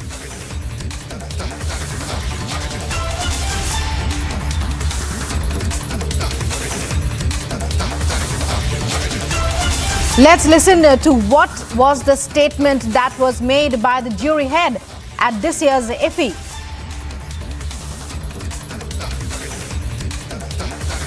qualities and defaults and evoked vivid discussions. We were, all of us, disturbed and shocked by the 15th film, by the movie Kashmir Files, that felt to us like a propaganda vulgar movie, inappropriate for an artistic competitive section of such a prestigious film festival. I feel totally comfortable to share openly these feelings here with you on stage, since the spirit that we felt in the festival can surely accept also a critical discussion, which is essential for art and for life. Thanks a lot.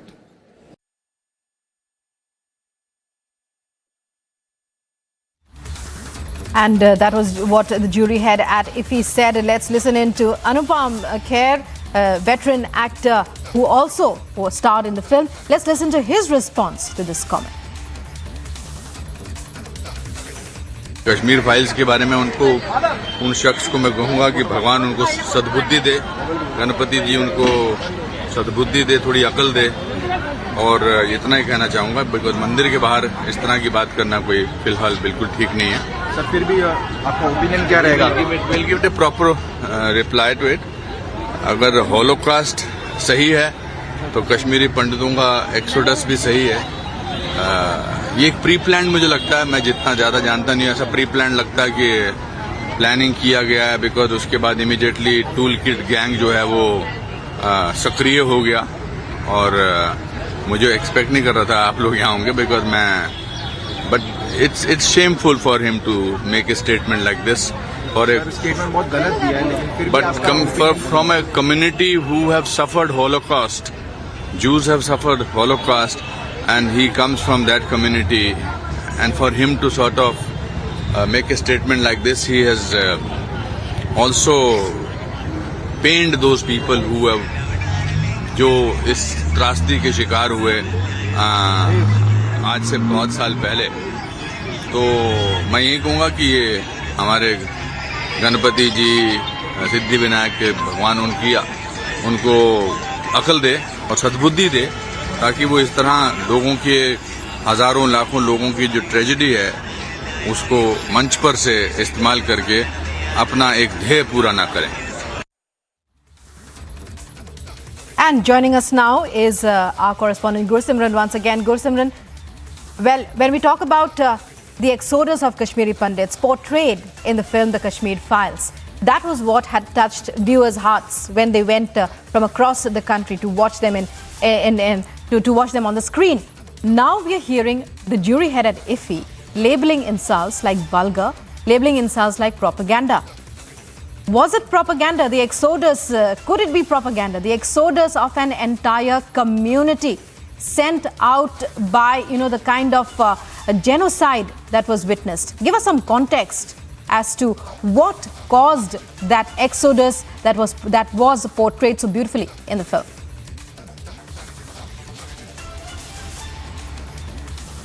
See, the comments made by jury clearly states one thing, that there is an attempt to put the reality under the carpet, and the desperate attempts are being made by a group to give a clean sheet to a specific group of people and to put the reality under the carpet. See, what has happened in 90s in the Kashmir Valley is very clear, and even in the recent times we have seen that how the Kashmiri Pandits have become the target of the terrorists in the Kashmir Valley.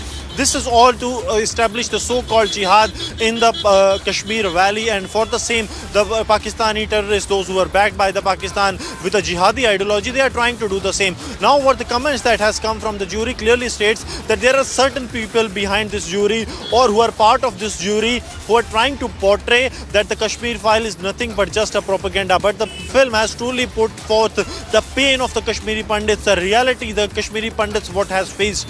For 30 years there was no one to portray the feelings, the pain, the emotions of the Kashmiri Pandits, and when this movie came on with the facts, with the truth, with the bitter truth for many, those who were at the power at the time, at the helm of the affairs at that time, but choose not to react. Now a group of people, they have started defaming it, and also as a was saying, Gursimran, that a group you of talked about the bitter truth. Gursimran, you mentioned the bitter truth, and that's exactly what filmmaker Vivek Agnihotri says. In his message, truth, he says, is the most dangerous thing. It can make people lie. Hashtag creative consciousness.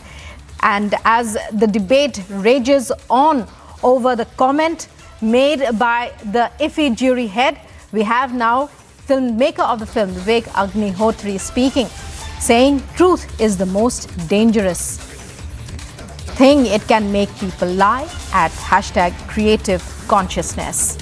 The film in question here is the Kashmir Files, which evocatively, very evocatively described the exodus, the kind of terror that Kashmiri Pandits had to face for years and which caused them to flee the valley, leaving everything behind. It speaks about the pain and the suffering that they underwent. Gursimran with us once again. Gursimran, you were telling us about, the kind of suffering, the kind of pain that has so beautifully been described, so beautifully been portrayed in the film. Now it's being labelled as vulgar. We heard it being labelled as by the IFFI jury head, and raising serious questions about how such a person who belongs, as Anupam Kher has said, such a person who belongs to a community that has suffered the Holocaust and has portrayed it through various media for years and decades now, ever since it happened. How can it question the desire of the Kashmiri Pandits' voices to be heard in a film? How can he call it propaganda?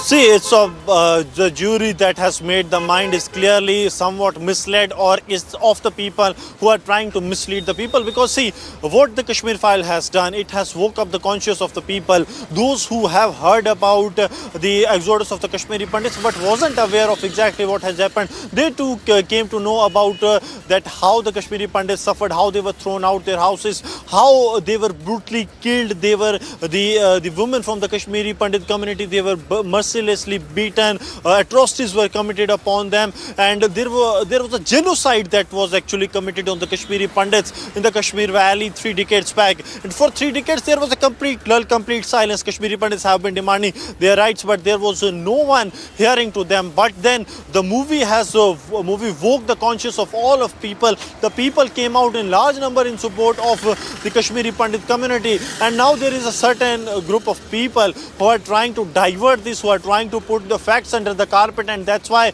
they are trying to diminish this movie. They are trying to target the movie, terming it as vulgar and propaganda movie. So this seems to be a plot that has been hatched, a conspiracy to belittle the exodus that has happened in 90s of the Kashmiri Pandits, the genocide, and nothing else.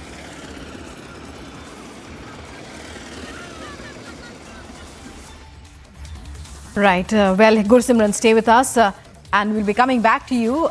Meanwhile, let's listen in to what Kavinder Gupta had to say to this entire debate. Maker Nadav Lapid ने जिस प्रकार से एक बयान दिया है Kashmir files को लेकर के, जिन लोगों का कोई लेना देना नहीं रहता वो इस प्रकार से जब कुछ कहते हैं तो ये साफ जाहिर होता है कोई एजेंसियां वहाँ पर काम कर रही हैं। कश्मीर फाइल्स में जो कुछ दिखाया गया बिल्कुल सही था और मुझे लगता है कि उससे भी ज़्यादा हुआ था। तो आज कुछ इस्लामिक जो मूवमेंट के तहत इस प्रकार के माहौल ख़राब करने की जो कोशिश की जाती है ये उसी का हिस्सा हो सकती है। इजराइल के साथ हमारे अच्छे संबंध हैं और ख़ास करके ऐसे लोग किसी के इशारे पर ये काम करते हैं। जैसे किसान आंदोलन हुआ वो उसमें भी बाहरी ताकतें थी।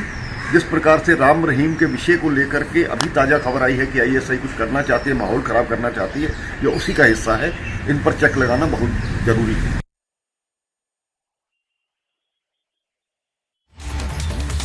And Gursimran was telling us about how particular groups could be behind this, but telling our viewers about what stokes this entire controversy. It was the IFFI jury head saying that the Kashmir Files, the 15th film that he said was screened for being for criticism and to be judged by the jury.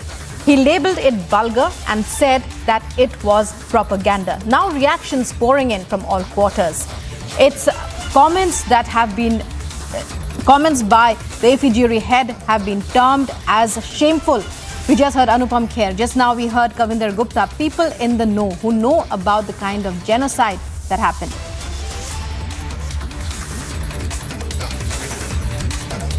And reactions also coming in. Vivek Agnihotri, maker of the film, has also tweeted about how the truth causes people to lie. Even as IFFI jury head has termed what was portrayed in the Kashmir Files, a film that moved the hearts of Indians all across not just India but across the world. He has labelled it vulgar and termed it propaganda. Now response and reactions coming in as filmmakers and members of the film fraternity hit back. Members of the Kashmiri Pandit community react to the comments made by the IFFI jury head.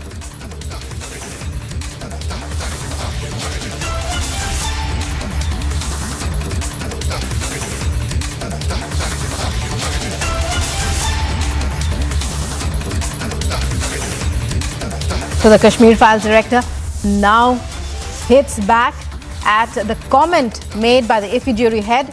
Anupam Kher earlier had questioned how somebody who belongs to a community that had suffered the Holocaust and used various media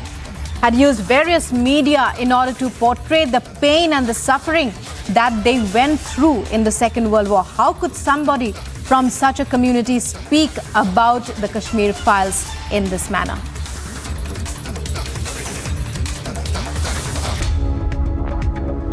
And moving on to other news, almost a week since the violence at the border of Assam and Meghalaya claimed the lives of 6 people. After the blame game and the standoff, attempts are now being made to restore normalcy. Meghalaya Chief Minister Conrad Sangma held a meeting on Monday and made some key decisions. Here are the details. Take a look. Days after 6 people were killed in the violence at Assam-Meghalaya border, Meghalaya government has decided to set up posts at sensitive areas along the border.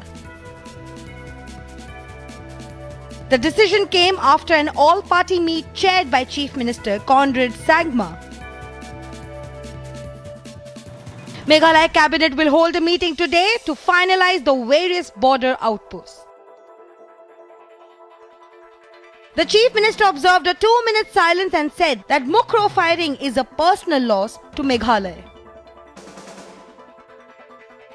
As both the states take stock of the situation, Meghalaya Chief Minister has assured that all necessary steps will be taken to make border residents safe. Bureau Report, Republic TV. And we are tracking the mega NIA crackdown since this morning when the news broke. Republic broke this news, other channels followed later. NIA crackdown across the country, raids in Delhi, UP, Punjab, Rajasthan as well as Haryana on the outskirts of the national capital. Raids in connection with the Gangster-terrorist network.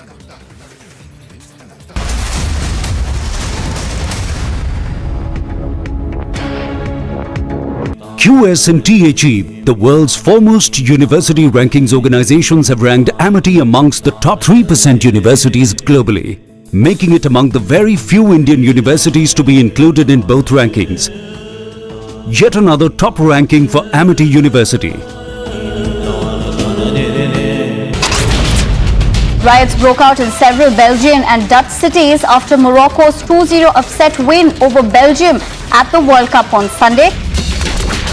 From Punjab, where the AAP government has withdrawn action against stubble burning in the state, as the government has now issued notification to withdraw red entries against in the lands where stubble used to be burned.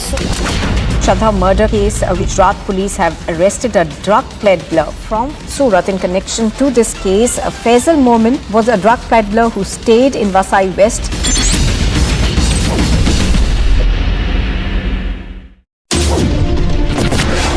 India and Israel relationship is on an upswing, and yet there was a time in history when it was called stillborn. It seems both the sides have moved on. The ice breaking happened, the thaw happened at Hamburg when Prime Minister Modi went that extra mile to shake hands with Xi. is the biggest stadium in the world for cricket. This is effectively to be inaugurated because building use permission for the stadium came just last month. Khalistani protesters who stormed into events that were being held to welcome Prime Minister Narendra Modi by the Indian community. It was almost a storming aimed at disturbing the peace of the events that was taking place.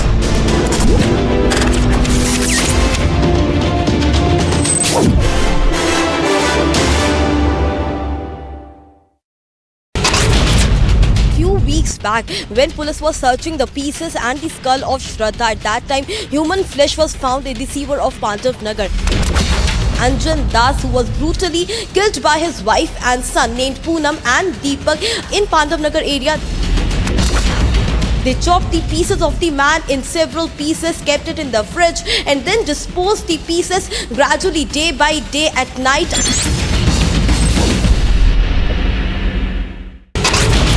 Protests have been reported in Shanghai. Protests are taking place against the strict COVID measures in China that have spread to the biggest cities.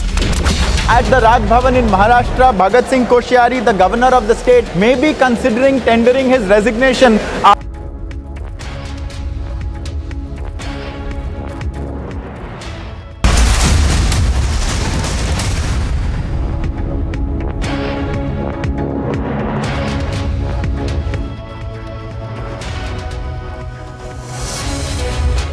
Thanks for tuning in this Tuesday morning. We are live and breaking. I'm Samiksha Srivastava. Let's get started with the top headlines this morning.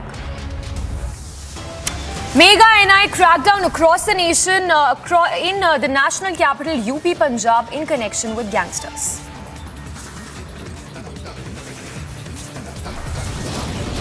Kashmir files के बारे में उन शख्स को मैं कहूँगा कि भगवान उनको सद्बुद्धि दे, गणपति जी उनको सद्बुद्धि दे, थोड़ी अकल दे.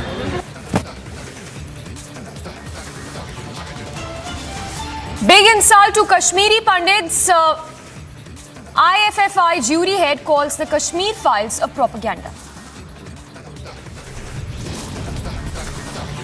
Carrying swords, hammers and stones, van carrying Aftab targeted. Group says they wanted to kill him. जिन्होंने डेविड हेडली को रास्ता दिखाया कि मुंबई में जाकर पाकिस्तानी आतंकवादी कहां जाकर मौत के घाट हिंदुस्तानी को गिरा सकते थे, ऐसे लोगों का हाथ पकड़ के राहुल गांधी यात्रा निकाल रहे हैं. Smriti Irani slams Rahul Gandhi, says he is marching with those who want to break India.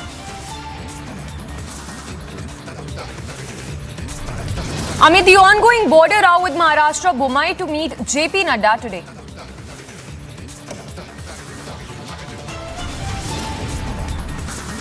Andhra Chief Minister's sister Y.S. Sharmila arrested and brought to Hyderabad.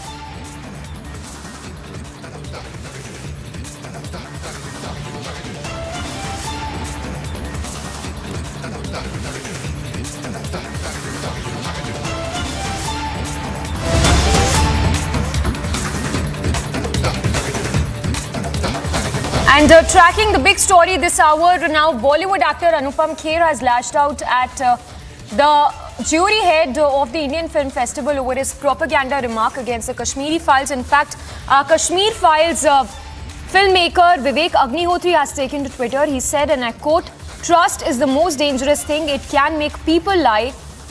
So that's the reaction coming in from filmmaker Vivek Agnihotri. This, of course, after those remarks that were made by the Indian Film Festival jury head, calling the movie a propaganda, saying that he's disturbed and shocked by the Kashmir Files and that the film felt like a propaganda, and even calling it a vulgar movie, a remark that has drawn widespread criticism from across the board. We'll try and get a few reactions as well, but these remarks are shocking to say the least, that have, of course, drawn widespread condemnation. The remarks that said that the Kashmir Files movie was a mere propaganda. In fact, he even went on to say that it seemed inappropriate for an artistic competitive section to be for a movie such as this. This, of course, in the backdrop of the widespread, of course, reactions, of course, coming in. Vivek Agnihotri was also taken to Twitter, saying that truth is the most dangerous thing. It can make people lie. So the remarks there that reek nothing than vested interests. We'll try and get reactions from Kashmiri Pandits as well, because this has sparked massive outrage across the board, not just the Kashmiri Pandits but from across the board, because the remarks that reek of nothing but than vested interests.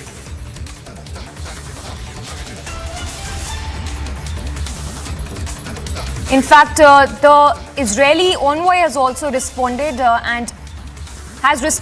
to these remarks that were made by the jury head, calling him out and saying that he's abused the panel of judges, saying that he's abused the hospitality that was bestowed upon him by India, and even going on to say that even as he's not a film expert, but you do not know that it is insensitive and presumptuous to speak about historic events before deeply studying them, which are an open wound in India, because many of those involved are still around and still paying a price. We have a reaction coming in from Anupam Kher as well. Let's listen.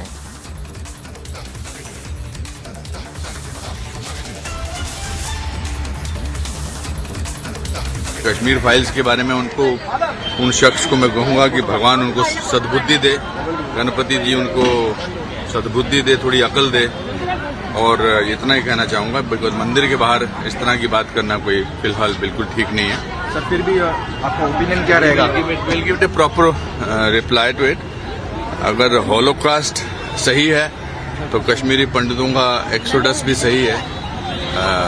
ये एक pre plan मुझे लगता है, मैं जितना ज़्यादा जानता नहीं, ऐसा प्री प्लान लगता है कि प्लानिंग किया गया है, बिकॉज उसके बाद इमीडिएटली टूल किट गैंग जो है वो सक्रिय हो गया, और मुझे एक्सपेक्ट नहीं कर रहा था आप लोग यहाँ होंगे, because but it's shameful for him to make a statement like this, और स्टेटमेंट बहुत गलत दिया है, लेकिन फिर but from a community who have suffered Holocaust, Jews have suffered Holocaust, and he comes from that community, and for him to sort of make a statement like this, he has also pained those people who have जो इस त्रासदी के शिकार हुए आज से बहुत साल पहले। तो मैं यही कहूँगा कि ये हमारे गणपति जी, सिद्धि विनायक के भगवान उनको अकल दे और सद्बुद्धि दे, ताकि वो इस तरह लोगों के हजारों लाखों लोगों की जो ट्रेजेडी है उसको मंच पर से इस्तेमाल करके। So Anupam Kher there calling the remarks shameful, and several such Kashmiri Pandits responding to these remarks that were made by the Indian Film Festival head, who said that the film is mere propaganda, even went on to say, call the film vulgar, and this in the backdrop of the horror of the genocide in 1989, which claimed several lives. People who were targeted, the Kashmiri Pandit women who were abducted, raped and even shot dead. We have Gursimran joining us live from Jammu. Gursimran, if you can take us through some of the reactions coming in from the Kashmiri Pandits, and also talk to us about the horror of 1989, in which how the women were really abducted, they were raped, and how several of those Kashmiri Pandits were at the receiving end. See, brutal of all atrocities were committed on the Kashmiri Pandit communities in 1989, 90s in the Kashmir Valley, and for 30 years there was no one to depict the pain of these Kashmiri Pandits. But when last year, when we saw the Kashmir Files, when it was in making and then when it was released, there was a set of people, there was a set of a group of people who always were in a bid to defame them. Earlier when the film was released, they were all up ante against them. They were saying that this film is a mere propaganda that is being done for the political benefits and this and that. And now once again that particular set of people, they have once again tried to defame this movie by terming it that this is vulgar, this is propaganda movie. But the reality remains that these people who are trying to defame this movie is those people who are trying to put the facts under the carpet. They are those people who have actively been into hiding the realities from the global community since 1989 when the exodus happened. Because see, this magnitude of the exodus mass genocide has not been reported anywhere else in the country. But this exodus was always suppressed to give a particular community a benefit of doubt, saying that this was not the case. But the reality remains that the Kashmiri Pandits were thrown out out of their homes on the name of jihad. They were told that they either have to accept a religion or to move out of their houses. So this was the plot, the Nizam-e-Mustafa calls that were given in the loudspeakers in 1989 and 1990. That is something that is unforgettable for the Kashmiri Pandits, and when they have depicted it in a movie, it woke up the conscience of many people, many of those who have heard about the exodus of the Kashmiri Pandits but never saw what they witnessed. They got to know about the chilling realities, the brutalities, atrocities that was committed on the Kashmiri Pandit community. And now once again that set of people who were always trying to put the facts under the carpets, they have become active, and they are saying that this movie is a vulgar movie trying to spread propaganda and this and that. And the fact that several of these Kashmiri Pandits are still paying the price of it. The rehabilitation is not yet complete for hundreds and thousands of them. Stay with us. Let's once again listen into those shocking remarks that were made by the Indian Film Festival jury head. And evoked vivid discussions. We were, all of us, disturbed and shocked by the 15th film, by the movie Kashmir Files, that felt to us like a propaganda vulgar movie, inappropriate for an artistic competitive section of such a prestigious film festival. I feel totally comfortable to share openly these feelings here with you on stage, since the spirit that we felt in the festival can surely accept also a critical discussion, which is essential for art and for life. Thanks a lot. So there you heard, those were the remarks in which he said that he's disturbed and shocked by the film Kashmir Files movie, and that the film felt like propaganda and a vulgar movie. These were the remarks that were made, and yet no apology, widespread condemnation from across the board, not just the Kashmiri Pandits. And the very fact that the Kashmiri Pandits continue to pay the price of what really happened in 1989, even now, remember, women were abducted, they were raped, several hundreds of them who were at the receiving end. 95% of the Kashmiri Pandits, to be precise, were forced to migrate. There's still no complete rehabilitation for several hundreds of them, even decades later. But also let's listen into a reaction coming in from Kavinder Gupta on these remarks that were made by the Indian Film Festival jury head. Nadav Lapid ने जिस प्रकार से एक बयान दिया है Kashmir files को लेकर के, जिन लोगों का कोई लेना देना नहीं रहता, वो इस प्रकार से जब कुछ कहते हैं तो ये साफ जाहिर होता है कोई एजेंसियां वहाँ पर काम कर रही हैं। कश्मीर फाइल्स में जो कुछ दिखाया गया बिल्कुल सही था, और मुझे लगता है कि उससे भी ज़्यादा हुआ था। तो आज कुछ इस्लामिक जो मूवमेंट के तहत इस प्रकार के माहौल ख़राब करने की जो कोशिश की जाती है, ये उसी का हिस्सा हो सकती है। इजराइल के साथ हमारे अच्छे संबंध हैं, और ख़ास करके ऐसे लोग किसी के इशारे पर ये काम करते हैं। जैसे किसान आंदोलन हुआ, वो उसमें भी बाहरी ताकतें थी। जिस प्रकार से राम रहीम के विषय को लेकर के अभी ताज़ा खबर आई है कि ISI कुछ करना चाहती है, माहौल ख़राब करना चाहती है, ये उसी का हिस्सा है। इन पर चेक लगाना बहुत ज़रूरी है। And as you heard the Indian Film Festival jury head there calling the movie a propaganda. The Kashmiri Pandits who were targeted, there were killings that happened in the genocide in 1989. In fact, it's India's most horrific exodus, which Nadiv Lapid calls a mere propaganda and a vulgar movie. We'll slip into a very short break, but lots coming up on the other side of this very short break. Mega NI crackdown across the country, raids in Delhi, UP, Punjab in connection with the gangsters. And amid the ongoing border row with Maharashtra, Mumbai to meet JP Nadda today.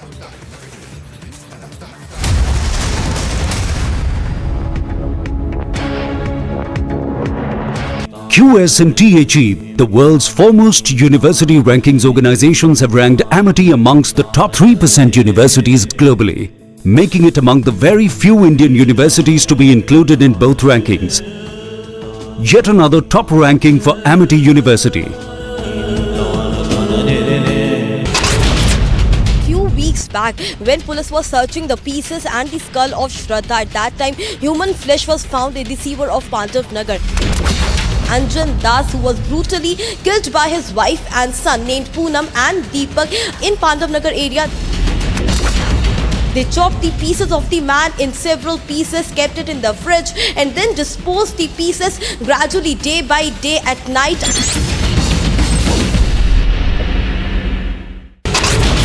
Protests have been reported in Shanghai. Protests are taking place against the strict COVID measures in China that have spread to the biggest cities. At the Raj Bhavan in Maharashtra, Bhagat Singh Koshyari, the governor of the state, may be considering tendering his resignation after back-to-back comments that he had made. Dehradun, uncontrollable truck crash many motorcyclists on the roadside in Chandrabani, Patel Nagar. One person is dead as a truck.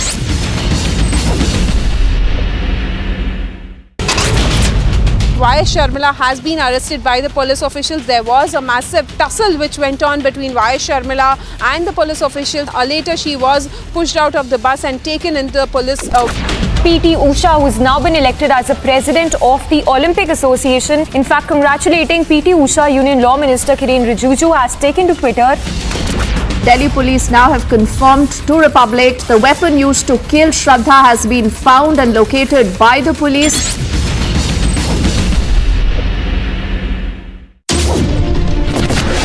Republic TV did a week-long investigation into the operations of the Khalistani movement here in Britain. I, along with my colleague Anilesh Kumar, began a deep investigation to expose Sanjay Bhandari. When you're linking NPR and NRC, don't you think there's somewhere down the line you're misleading the public here? The UK court says that this is a clear-cut case of money laundering. Nirav Modi should be extradited to India. The damage that has been caused because of the aerial bombardment that took place. We are given to understand they are expecting that there could be more bombing that could take place.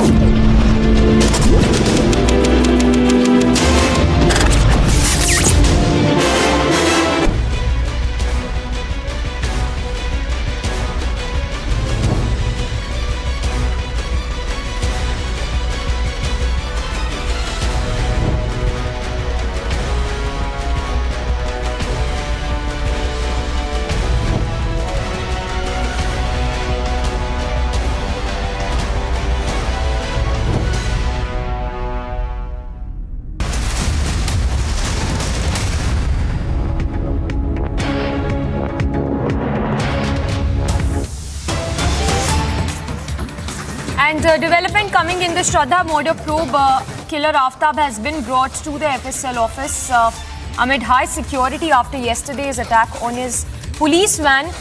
We'll go across to Madhurima there, who's at the FSL. They're getting us all those updates. But the news break coming in this hour that it is yet another day of him being brought to the FSL office. Remember, this comes after he was... there were people who tried to attack him yesterday at the FSL office. So Madhurima getting us those updates. And this, of course, after there were attackers who wanted to kill Aftab yesterday. They were seen carrying swords, hammers, and even stones, and tried to attack the van that was carrying Aftab. So that's the update coming in this hour. Aftab has been taken to the FSL office with tight security. So there is a heavy security that's been deployed after what really happened yesterday, in which there were attackers who were seen wielding swords, hammers, and even stones. They were seen attacking the van that was carrying Aftab. So that Aftab's van that was targeted by these attackers, who was seen wielding swords, hammers, and stones. In fact, one of the group also said that they wanted to kill Aftab. We have Madhurima joining us live from the FSL. Madhurima, if you could give us the latest updates you're picking up. Yet another day he's been brought to the FSL, this time amid high security after what we saw yesterday.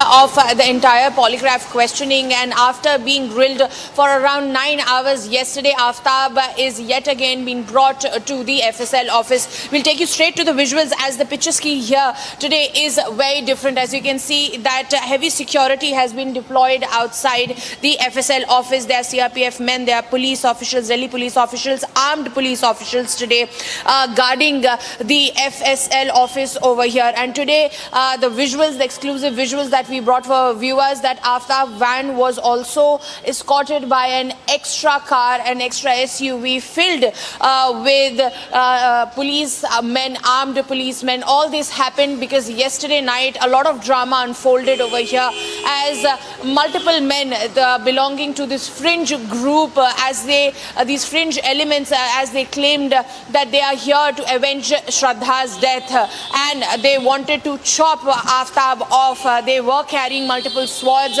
3 of them were seized from these miscreants, where multiple swords were found inside the car through which they came here in front of the FSL. A lot of drama unfolded. The moment Aftab's van came out of the FSL office, a car rushedly came and stopped in the middle of the road with 5 to 6 men popping out of it, trying to ambush the police vehicle. They wanted to stop it, and for a moment there they did as well. The police officials inside the police van came out and even took a position of fire. But looking at the circumstances, they moved further. However, there were a lot of police deployment yesterday as well. The ACP of the vicinity had also reached this particular place and detained those 2. They were later on arrested, produced in front of the court earlier today, and now have been sent to the judicial custody. They said that they wanted to avenge Shraddha's death, but taking law in hand is not the right course. We'll take you straight back to the visuals once again to show you what is the atmosphere like in front of the FSL. These armed men have been deployed here, and the entire Rohini area of the FSL has been enveloped in barricades as well, so as to make sure that if any unruly element tries to meddle in with the official work, they will not be allowed to do so. Samiksha, it is the day 5th of the grilling. We'll have to wait and watch as to what really comes out of it. The police have found the murder weapon. That's the first hard evidence that is admissible in court against Aftab. Until now, it was all circumstantial evidence. And after these grilling sessions, more information coming out, and the basis for narco is being made. Yes, Madhurima, just continuing with the same point that you mentioned about the evidence that the police has been able to gather, that will be, of course, be admissible in the court. Talk to us a little more about that, as well as the Gujarat angle that has emerged with the drug peddler that was also nabbed from the state.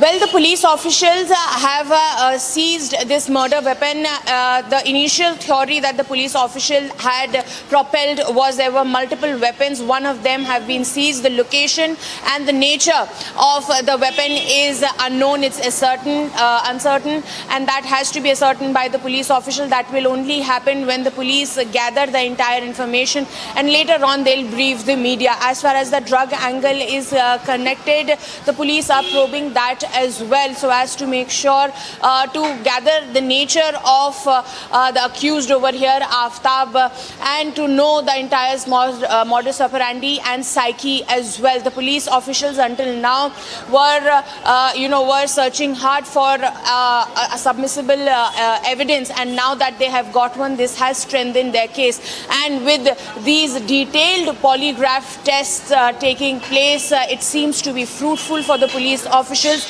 And today is the final day. The kind of permission that has been taken for Tihar jail was for yesterday and today, and highly likely on the 5th, that is the next Monday, 5th December, it's highly likely that the narco test will take place. The police officials have already done all the formalities needed for the polygraph test and narco test, and they'll be straight going to the Ambedkar Hospital over here in Rohini, where in the emergency OT this procedure will be conducted.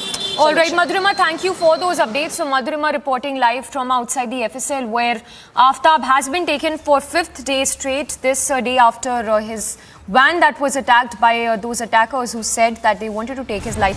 We're slipping into a very short break, but we'll get you live coverage pan-India as NI raids are underway to crack down on the gangsters active in North India. And big insults to Kashmiri Pandits. The Indian Film Festival jury head calls the Kashmir Files a propaganda.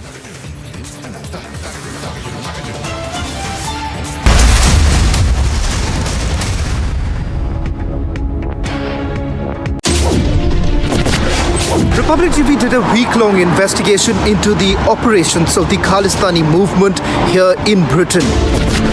I, along with my colleague Anilesh Kumar, began a deep investigation to expose Sanjay Bhandari. When you're linking NPR and NRC, don't you think that somewhere down the line you're misleading the public here?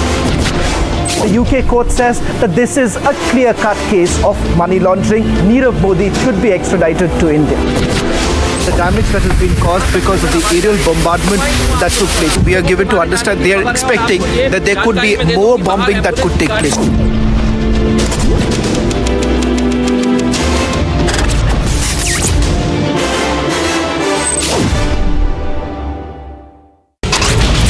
Moradabad, where a young man was shot dead in the middle of the road and the alleged attacker went missing. Former Jammu and Kashmir Chief Minister Mehbooba Mufti has now said that Kashmir is an idea and that you cannot jail an idea. In the Gujarat, addressing a public rally, a Congress President Mallikarjun Kharge attacking Prime Minister Narendra Modi, a chieftain of liars who tries to gain sympathy by calling himself poor.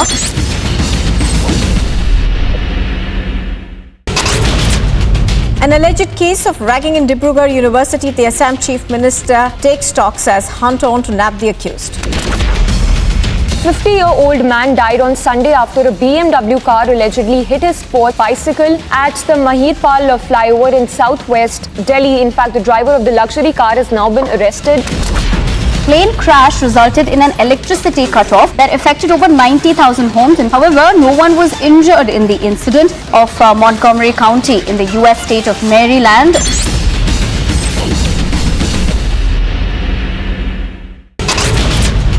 Riots broke out in several Belgian and Dutch cities after Morocco's 2-0 upset win over Belgium at the World Cup on Sunday. From Punjab, where the IFFI government has withdrawn action against stubble burning in the state, as the government has now issued notification to withdraw red entries against in the lands where stubble used to be burned.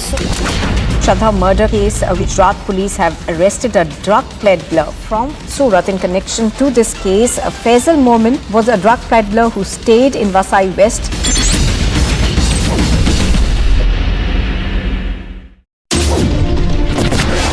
India and Israel relationship is on an upswing, and yet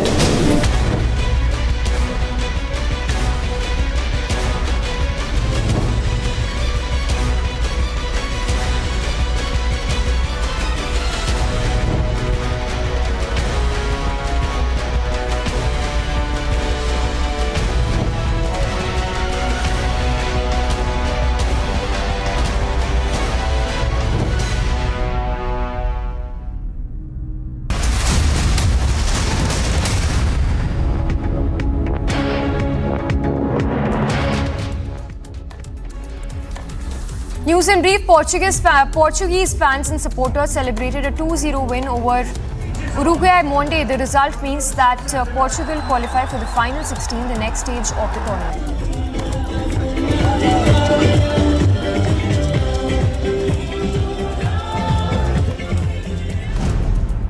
Brazil overcame the absence of Neymar to beat Switzerland 1-0 and advanced to the round of 16 of the World Cup on Monday. A protester carrying a rainbow flag ran out to the pitch during Portugal's 2-0 win over Uruguay in the World Cup match on Monday. World Cup fans arriving in droves to the desert outside Doha were ready for their perfect Instagram moment, riding a camel onto the rolling dunes. Meanwhile, the US held a final training session on Monday ahead of the following day's must-win game against Israel in World Cup Group B. Japanese players shared their determination on Monday for their final group game against Spain at the World Cup in Qatar.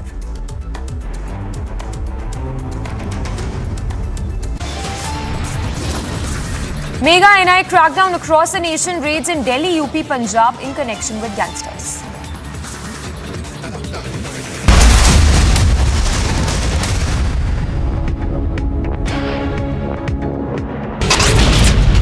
An alleged case of ragging in Dibrugarh University, the Assam Chief Minister takes stock, says hunt on to nab the accused. 50-year-old man died on Sunday after a BMW car allegedly hit his sport bicycle at the Mahirpal flyover in southwest Delhi. In fact, the driver of the luxury car has now been arrested. Plane crash resulted in an electricity cutoff that affected over 90,000 homes. And however, no one was injured in the incident of Montgomery County in the US state of Maryland.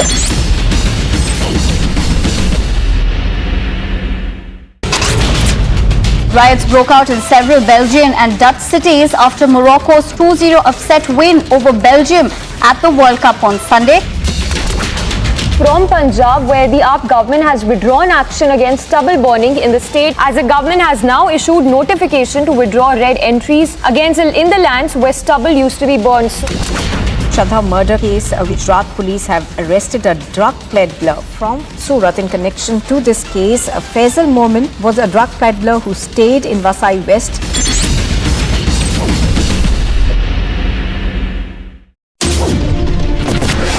India and Israel relationship is on an upswing, and yet there was a time in history when it was called stillborn. It seems both the sides have moved on. The ice breaking happened, the thaw happened at Hamburg when Prime Minister Modi went that extra mile to shake hands with Xi. This is the biggest stadium in the world for cricket. This is effectively to be inaugurated because building use permission for the stadium came just last month. Khalistani protesters who stormed into events that were being held to welcome Prime Minister Narendra Modi by the Indian community. It was almost a storming aimed at disturbing the peace of the events that was taking place.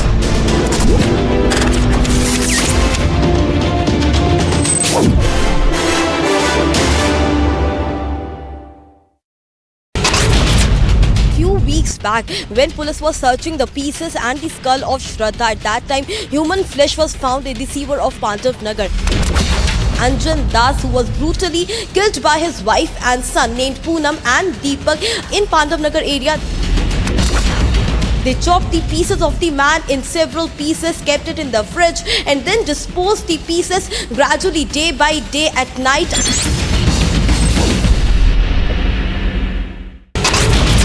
Protests have been reported in Shanghai. Protests. Mega controversy over the IFFI jury head's remark. The Israeli filmmaker calls it propaganda. Kashmir files के बारे में उन शख्स को मैं कहूँगा कि भगवान उनको सद्बुद्धि दे, गणपति जी उनको सद्बुद्धि दे, थोड़ी अकल दे. Insult to Kashmiri Pandits, the filmmaker Vivek Agnihotri actor Anupam Kher lashed out on the IFFI jury head. Mega NIA crackdown across the nation, raids in Delhi, Uttar Pradesh, Punjab in connection with gangsters. Amid the ongoing border row with Maharashtra, Baswaraj Bommai is to meet JP Nadda today. जिन्होंने David Headley को रास्ता दिखाया कि मुंबई में जाकर पाकिस्तानी आतंकवादी कहां जाकर मौत के घाट हिंदुस्तानी को गिरा सकते थे, ऐसे लोगों का हाथ पकड़ के राहुल गांधी यात्रा निकाल रहे हैं. Smriti Irani slams Rahul Gandhi, says he's marching with those who want to break India.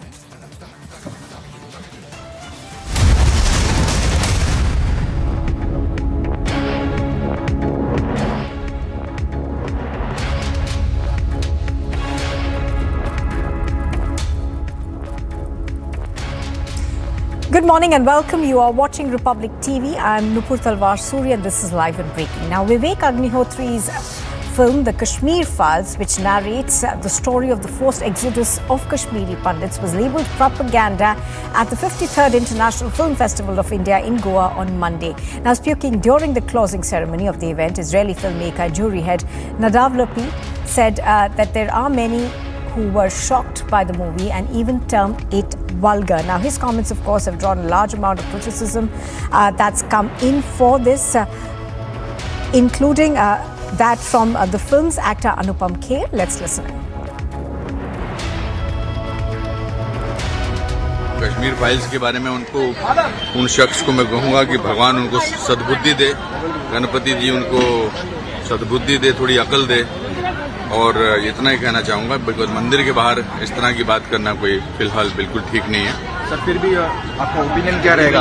Will give a proper reply to it. अगर हॉलोकास्ट सही है तो कश्मीरी पंडितों का एक्सोडस भी सही है. ये एक प्री प्लान मुझे लगता है, मैं जितना ज़्यादा जानता नहीं, ऐसा प्री प्लान लगता है कि प्लानिंग किया गया है, बिकॉज उसके बाद इमीडिएटली टूल किट गैंग जो है वो सक्रिय हो गया. और मुझे एक्सपेक्ट नहीं कर रहा था आप लोग यहाँ होंगे, बिकॉज मैं but it's shameful for him to make a statement like this. और स्टेटमेंट बहुत गलत दिया है, लेकिन फिर but from a community who have suffered Holocaust, Jews have suffered Holocaust, and he comes from that community, and for him to sort of make a statement like this, he has also pained those people who have जो इस त्रासदी के शिकार हुए आज से बहुत साल पहले.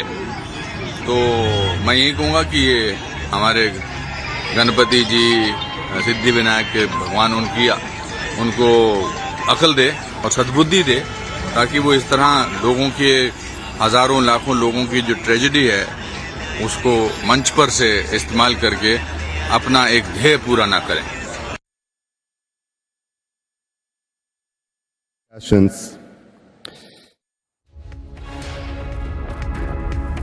All right, so the comment, of course, has drawn a lot of ire from people back home. We've seen Kashmiri Pandits come out and lash out against the filmmaker, saying that he's questioning the very narrative of what happened.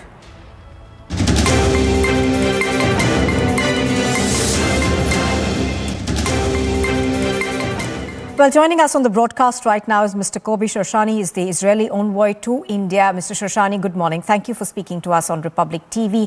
How do you see these comments that have been made by the Israeli filmmaker at the film festival against the Kashmir Files? So, good morning. And I was there in Goa last night. Ambassador and I, with a lot of people in so fantastic films. Father was there. And I told you frankly, I saw Kashmir Files, and in my point of view, it's a completely not propaganda. To use such a word, even in Hebrew, make my body shivering. And I don't think it's a right word. You can have a completely different opinion, which is okay. I saw the film. Tears come out of my eyes when I saw the film. It was not an easy film to watch, and I have a good relations with Anupam Kher. He became a friend of mine. Of course, Vivek and Paravi Joshi, all the cast of Kashmir Files, we are a close friend. And for me, it was a very sad day to hear Nadav Lapid saying something like that, frankly. Right. Do you think that the filmmaker perhaps should have desisted from using the word propaganda at least? Because if he was commenting on the style of filmmaking, that was a different thing. But he, in a sense, did seem to be questioning the very narrative of what happened in Jammu and Kashmir and essentially the exodus of Kashmiri Pandits. First of all, as far as I understand, and I think that it was the opinion of the committee, not his personal. It's a personal view of Mr. Lapid, and I think I don't agree with that completely. We, as an Israeli, we are very close allies with India. We love India. Me personally, I'm a big fan of Bollywood. I think that to use such word, to speak about such issue, which is a little bit understood, let's call it like that, in such a happy and fantastic evening was a big, big mistake, and it's not representing the state of Israel, none whatsoever, nothing.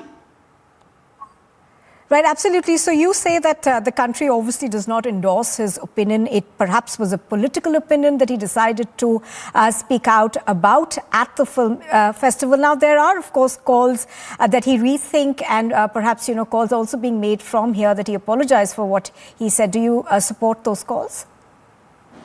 I spoke to him right after his speech. I said, "What did you do? Why you have to do it?" And I don't want to reply his answer, but I think that he came just to get headlines. That's my opinion. I think it was a big mistake, and I think it's not appropriate. And I think that Ambassador wrote in his Twitter, I wrote in my Twitter about it, and it's so clear. And I would like that you will also see what I wrote in the Twitter. I think it was a very sad day for me and a very not happy day for me to hear Nadav in his speech, and it's nothing to do with Israel, definitely.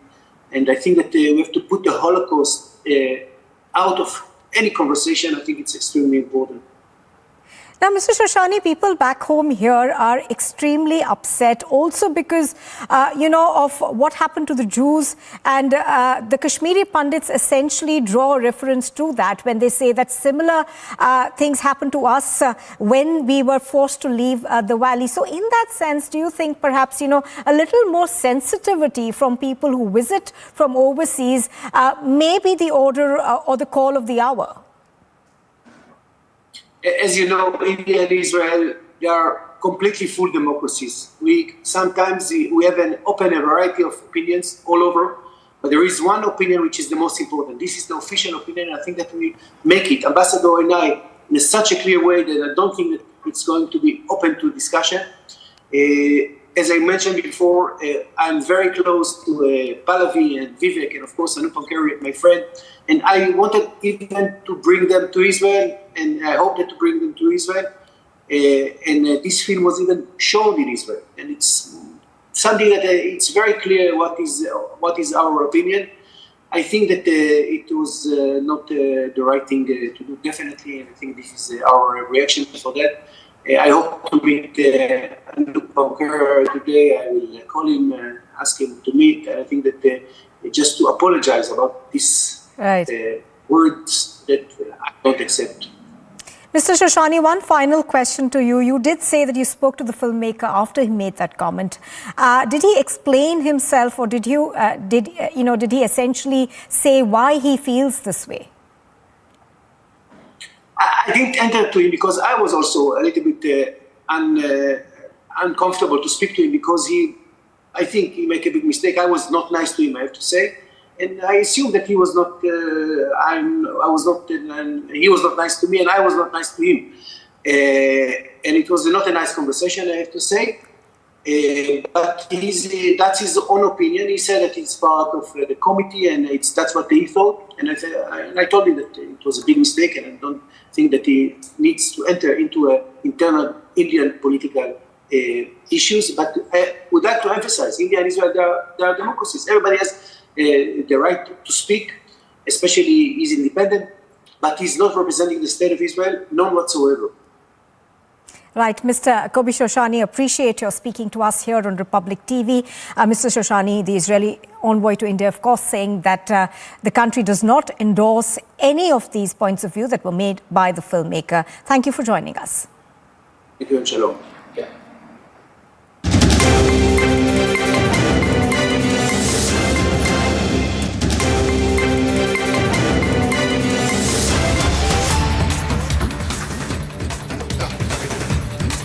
All right, even as we have, of course, seen a large number of comments that have come in from the Israelis essentially denouncing the comment that was made. We are now also seeing a tweet that's come in from Amit Malviya. He says that Israel's ambassador has responded to compatriot filmmaker Nadav Lapid's criticism of the Kashmiri Files. For the longest time, people have denied the Holocaust and called Schindler's List a propaganda, just like some are now doing to Kashmir Files. Truth eventually triumphs no matter what.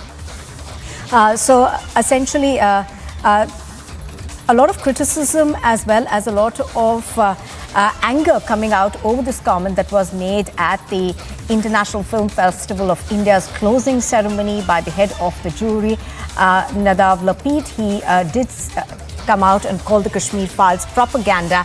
But we are seeing reactions come out. Amit Malviya of the BJP over there saying that this is not acceptable. We've also spoken, of course, to the Israeli envoy to India, Mr. Shoshani, who continued to maintain that he was also rather shocked at this comment that really came out at Goa at the International Film Festival. And what we are also learning, of course, is that a large number of Kashmiri Pandit organizations are also questioning this call. Also, we had the Israeli envoy, Mr. Shoshani, who also said that not only does Israel not endorse these comments, but also essentially saying that the filmmaker needs to apologize. But the filmmaker, of course, has continued to justify this, saying that this is a personal comment that he made. Now,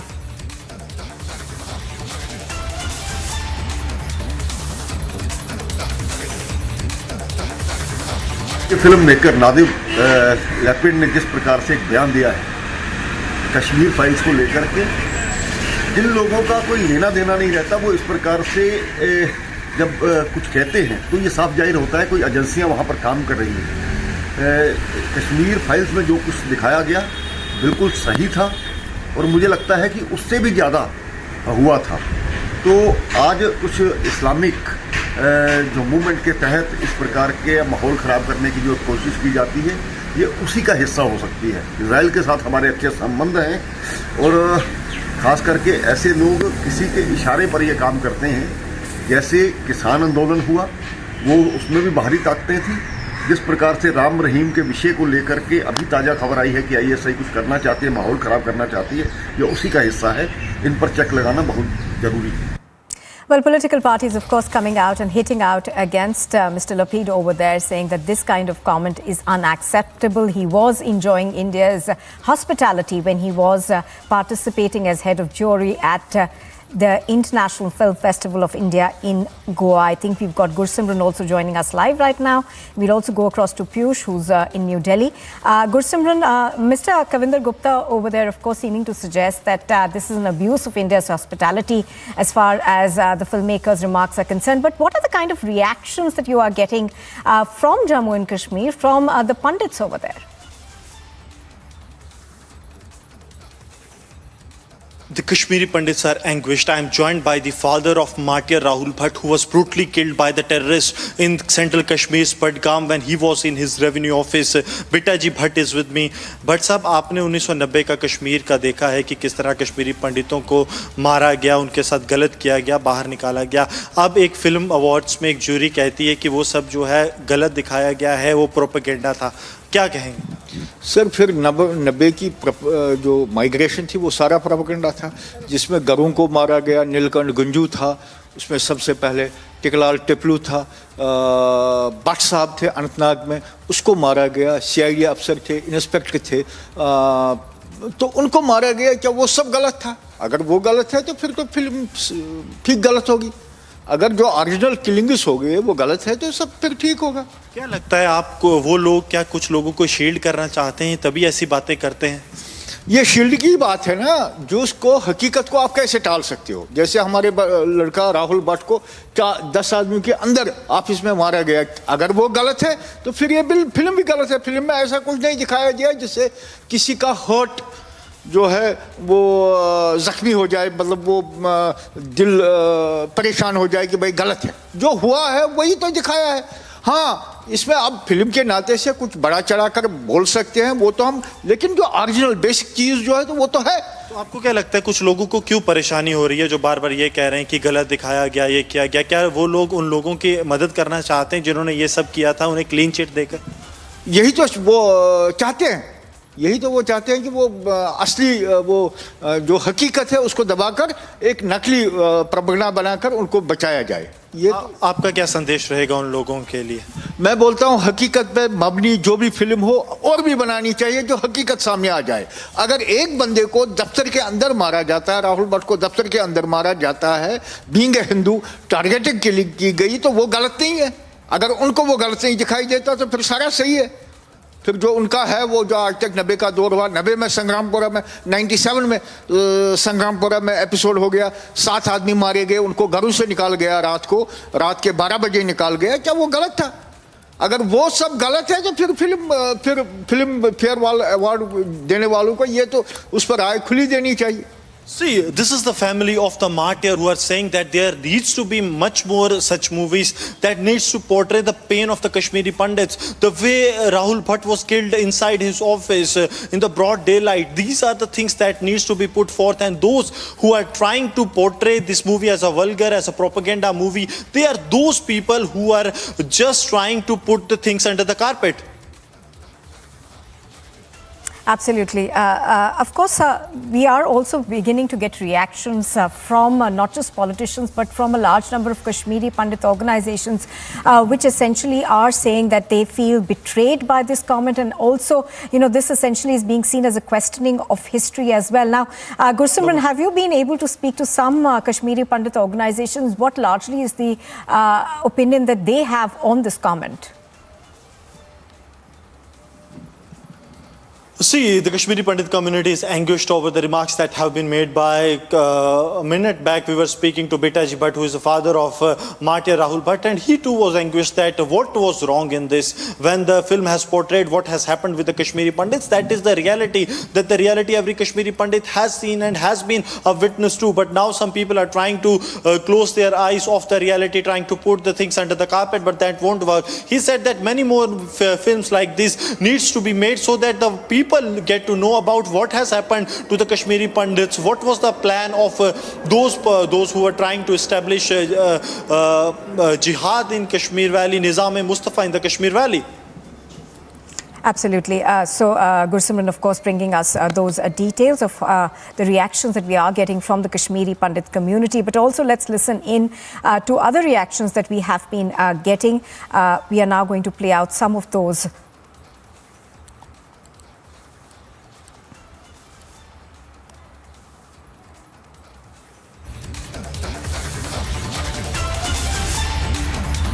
नादिब Lapid ने जिस प्रकार से एक बयान दिया है Kashmir files को लेकर के, जिन लोगों का कोई लेना देना नहीं रहता वो इस प्रकार से जब कुछ कहते हैं तो ये साफ जाहिर होता है कोई एजेंसियां वहाँ पर काम कर रही हैं। कश्मीर फाइल्स में जो कुछ दिखाया गया बिल्कुल सही था और मुझे लगता है कि उससे भी ज़्यादा हुआ था। तो आज कुछ इस्लामिक जो मूवमेंट के तहत इस प्रकार के माहौल ख़राब करने की जो कोशिश की जाती है ये उसी का हिस्सा हो सकती है। इजराइल के साथ हमारे अच्छे संबंध हैं और ख़ास करके ऐसे लोग किसी के इशारे पर ये काम करते हैं। जैसे किसान आंदोलन हुआ वो उसमें भी बाहरी ताकतें थी, जिस प्रकार से राम रहीम के विषय को लेकर के अभी ताज़ा खबर आई है कि ISI कुछ करना चाहती है, माहौल ख़राब करना चाहती है, ये उसी का हिस्सा है। इन पर चेक लगाना बहुत ज़रूरी है। All right, so a lot of criticism coming in for that comment that was made by Mr. Lapid at the film festival in Goa last night. This was a part of the closing remarks. Now, the International Film Festival of India, of course, has distanced itself from these remarks, saying that these are Mr.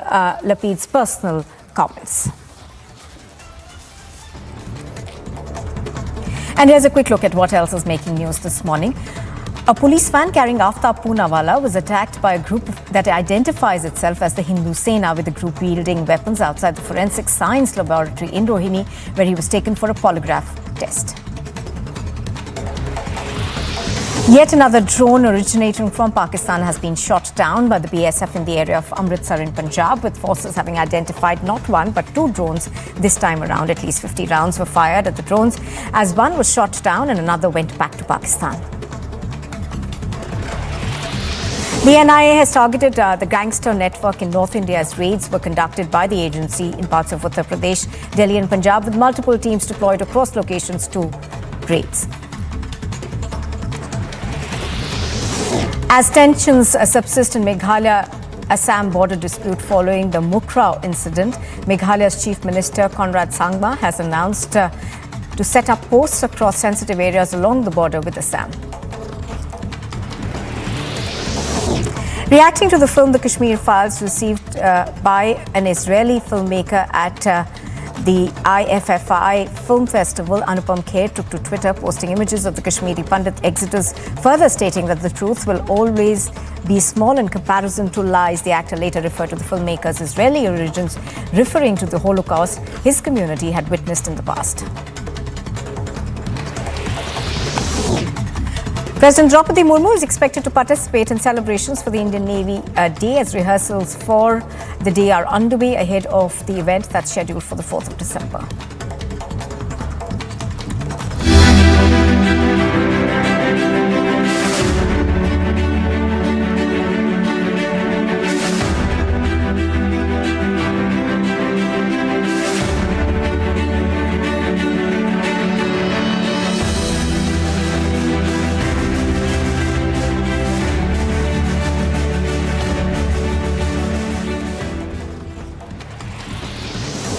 Indonesia's Coordinating Minister for Political, Legal and Security Affairs, Dr. Muhammad Mahfud, will be meeting the National Security Advisor Ajit Doval in Delhi today. The Indonesian minister will be accompanied by a high-level delegation of the ulema in Indonesia.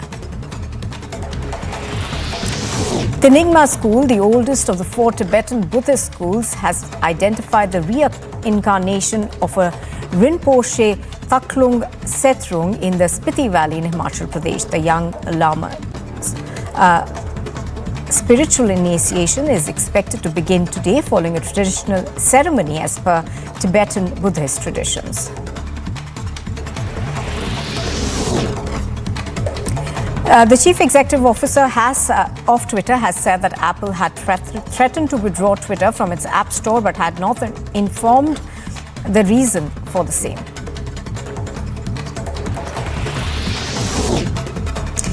The World Health Organization has announced its decision to rename the disease monkeypox as Mpox, citing the present name of the disease may be construed as discriminatory and racist.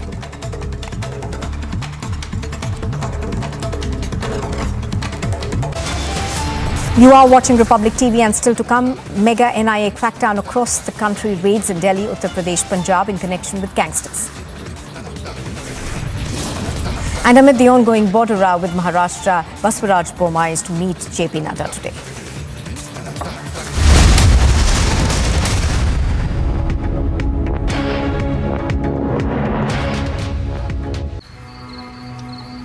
झाके रे झाके झरोखे से झाके हैरत से आंखें अपनी सी दुनिया नई रंगी लागे ख्यालों की खिड़की से मन कूदे भागे झाके रे झाके झरोखे से झाके देख के दम है छोटे बड़े सारे झाके रे झाके चल कोई ताके तरक्की को टुक टुक हर कोई ताके झाके रे झाके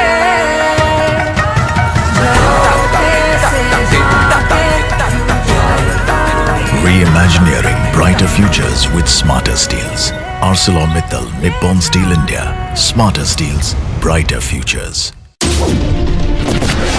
India and Israel relationship is on an upswing, and yet there was a time in history when it was called stillborn. It seems both the sides have moved on. The ice breaking happened, the thaw happened at Hamburg when Prime Minister Modi went that extra mile to shake hands with Xi. This is the biggest stadium in the world for cricket. This is effectively to be inaugurated because building use permission for the stadium came just last month. Khalistani protesters who stormed into events that were being held to welcome Prime Minister Narendra Modi by the Indian community. It was almost a storming aimed at disturbing the peace of the events that was taking place.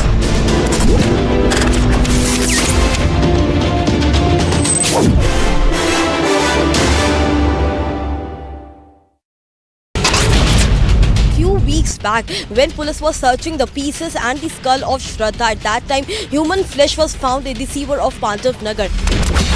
Anjan Das, who was brutally killed by his wife and son named Poonam and Deepak in Pandits Nagar area. They chopped the pieces of the man in several pieces, kept it in the fridge, and then disposed the pieces.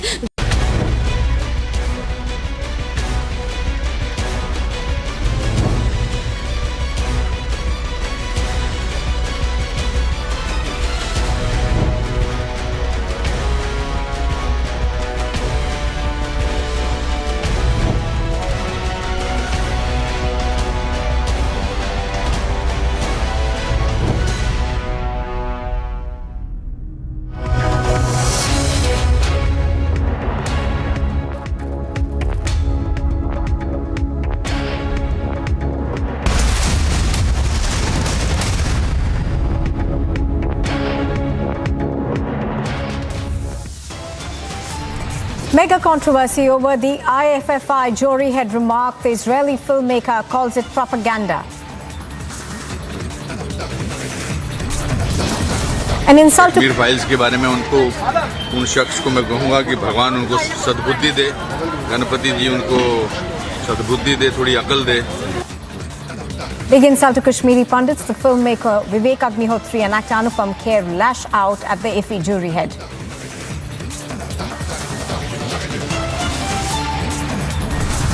It's a mega NIA crackdown across the nation. Raids are conducted in Delhi, Uttar Pradesh and Punjab in connection with gangsters. Amid the ongoing border row with Maharashtra, Baswaraj Boma is to meet JP Nadda today. जिन्होंने David Headley को रास्ता दिखाया कि मुंबई में जाकर पाकिस्तानी आतंकवादी कहां-कहां जाकर मौत के घाट हिंदुस्तानी को गिरा सकते थे, ऐसे लोगों का हाथ पकड़ के राहुल गांधी यात्रा निकाल रहे हैं. Smriti Irani slams Rahul Gandhi, says he's marching with those who want to break India.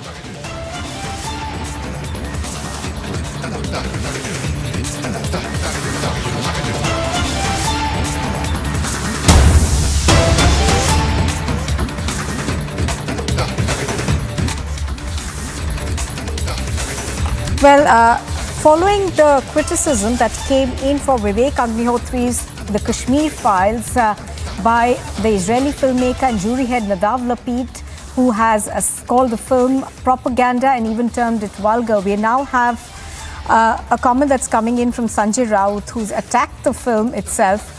We are given to understand that he has essentially reacted to what Mr. Lapid has said, saying that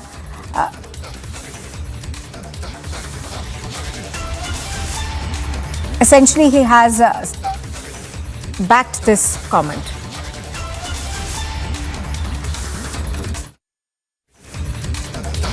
तो ये जो बात है Kashmir files के बारे में, ये सच है. अगर कोई व्यू ने कहा होगा, मैं तो अभी इतना ही देखता हूँ कि जिस तरह से प्रोपेगेंडा हुआ था एक पार्टी का और एक पार्टी के खिलाफ, उसके लिए फिल्म बनाई थी. और एक पूरी पार्टी, पूरी सरकार, जहाँ जहाँ बीजेपी की सरकार है, वो उस प्रचार में लगा थी. लेकिन ये सिनेमा आने के बाद कश्मीर में सबसे ज़्यादा किलिंग्स हुई है पंडितों की. आपने देखा होगा, पंडितों को मारा गया, सुरक्षा कर्मियों को मारा गया. तब ये कश्मीर फाइल वाले कहाँ थे? ये आक्रोश तो कश्मीरी पंडितों के अनाथ बच्चे भी कर रहे थे. अब कहाँ गए कश्मीरी फाइल वाले? अब हमारी वेदना दिखाइए. तब ना कोई सामने आया, ना कश्मीर फाइल 2 का कोई नियोजन किया. अब बनाइए कश्मीर फाइल 2 पे. All right, so that's what Mr. Sanjay Raut has said, essentially saying that he also sees the movie as a propaganda that's been done by one political party. Do remember that Vivek Agnihotri's The Kashmir File, which narrates the story of the forced exodus of Kashmiri Pandits, was labelled a propaganda at the 53rd International Film Festival of India in Goa Monday night. Speaking during the closing ceremony of the event, the Israeli filmmaker and jury head Nadav Lapid had said that he was shocked by the movie and even going on to term it as vulgar. Now, thereafter, of course, the jury board of the International Film Festival quickly distanced itself from that remark, saying that this was Mr. Lapid's personal opinion. But now we are getting more reactions from various political parties, and here's what Sanjay Raut has said. Kashmir files के बारे में, ये सच है. अगर कोई view ने कहा होगा, मैं तो अभी इतना ही देखता हूँ कि जिस तरह से प्रोपेगेंडा हुआ था एक पार्टी का और एक पार्टी के खिलाफ, उसके लिए फिल्म बनाई थी। और एक पूरी पार्टी, पूरी सरकार, जहाँ जहाँ बीजेपी की सरकार है, वो उस प्रचार में लगा। लेकिन ये सिनेमा आने के बाद कश्मीर में सबसे ज़्यादा किलिंग्स हुई है पंडितों की। आपने देखा होगा, पंडितों को मारा गया, सुरक्षा कर्मियों को मारा गया। तब ये कश्मीर फाइल वाले कहाँ थे? ये आक्रोश तो कश्मीरी पंडितों के अनाथ बच्चे भी कर रहे थे। अब कहाँ गए कश्मीरी फाइल वाले? अब हमारी वेदना दिखाइए। तब ना कोई सामने आया, ना कश्मीर फाइल 2 का कोई नियोजन किया। अब बनाइए कश्मीर फाइल 2 पे। All right, now reactions of course are beginning to come in to the comment that was made by the filmmaker at the India-International Film Festival. We are also now getting a tweet from Shraddha Bhaskar. She has said that apparently it's pretty clear to the world. So that's a comment, cryptic sort of a comment that's coming in from Shraddha Bhaskar on the film. Do remember that Israel, of course, and its envoy and ambassador has distanced itself from this, saying that they feel that an apology needs to be sent out from the filmmaker, and also going on to say that they believe that hospitality of India has been abused by the filmmaker. Now, of course, we are getting various reactions to it. We earlier had Sanjay Raut, who says that he believes that this was propaganda by a particular political party. Also now, Shraddha Bhaskar, apparently it's pretty clear to the world, that's what she said. Appears to be a cryptic sort of a tweet that has come in now. Do remember that even as we are continuing to get more reactions to this comment that was made by Mr. Lapid at the 53rd International Film Festival of India, there are calls also being made that he apologized for his comment, while the board itself seems to have distanced itself, calling this his personal remarks. The Kashmir Files, of course, is written and directed by Vivek Agnihotri and is based on the exodus of Kashmiri Pandits from the valley at the height of militancy in the 1990s. We have seen a lot of the film essentially dividing division of opinion in that sense of the word. We now have, of course, a criticism that came in from Mr. Lapid. Now, many have questioned that. Also, Kashmiri Pandit organizations have come out and slammed that comment from Mr. Lapid, essentially saying that this is an attempt to distort what is historically known. So his comment being seen as a political one rather than something that is for criticism of the film. We're going to also play out for our viewers the comment that was actually made by Mr. Lapid. Qualities and defaults, and evoked vivid discussions. We were, all of us, disturbed and shocked by the 15th film, by the movie Kashmir Files, that felt to us like a propaganda vulgar movie, inappropriate for an artistic competitive section of such a prestigious film festival. I feel totally comfortable to share openly these feelings here with you on stage, since the spirit that we felt in the festival can surely accept also a critical discussion, which is essential for art and for life. Thanks a lot.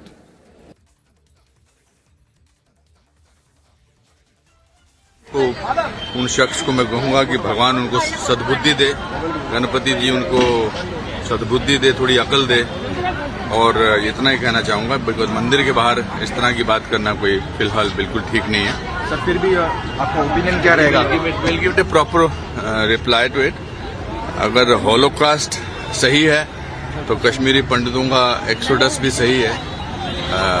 ये एक pre plan मुझे लगता है, मैं जितना ज़्यादा जानता नहीं, ऐसा प्री प्लान लगता है कि प्लानिंग किया गया है, बिकॉज उसके बाद इमीडिएटली टूल किट गैंग जो है वो सक्रिय हो गया, और मुझे एक्सपेक्ट नहीं कर रहा था आप लोग यहाँ होंगे, बिकॉज मैं but it's shameful for him to make a statement like this, और एक स्टेटमेंट बहुत गलत दिया है, लेकिन फिर but from a community who have suffered Holocaust, Jews have suffered Holocaust, and he comes from that community, and for him to sort of make a statement like this, he has also pained those people who have जो इस त्रासदी के शिकार हुए आज से बहुत साल पहले।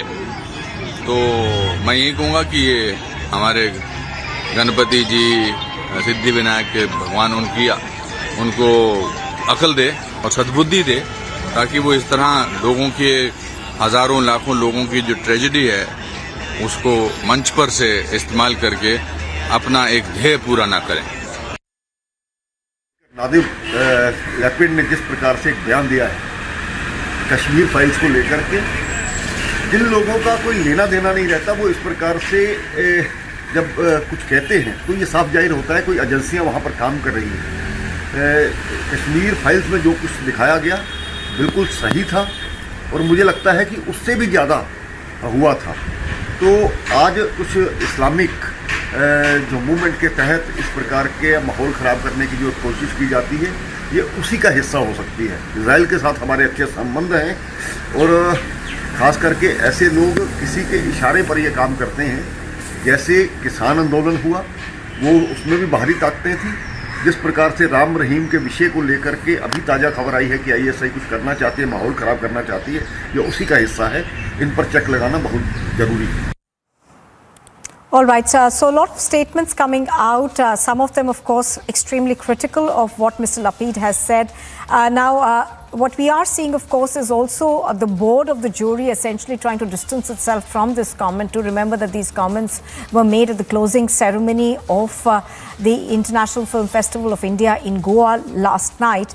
And they have created quite a controversy over what Mr. Lapid has said. Now, we have, of course, seen the Israeli ambassador to India come out and condemn these statements. We also spoke to the Israeli envoy. He said that they don't support this comment that has come in, and they believe that this essentially is a shameful remark that came in from Mr. Lapid. Now, the board of the jury yesterday came out and said that they don't support his remarks and they see them as his personal remarks that have come out. Now, also, actors in the film, Anupam Kher, of course, says that if the film is untrue, and then essentially also questioning the Holocaust, saying that people who've suffered the Holocaust, the Jews across the world, should at least identify with the sufferings of the Kashmiri Pandits. The Kashmiri Pandit organizations, of course, also have come out and hit out against what has been spoken. They have reacted very sharply to the comments that came in from Mr. Lapid. Now, just to tell our viewers what he'd said, he, of course, has criticized the film, calling it a propaganda movie, inappropriate for an artistic competition section for a prestigious film festival.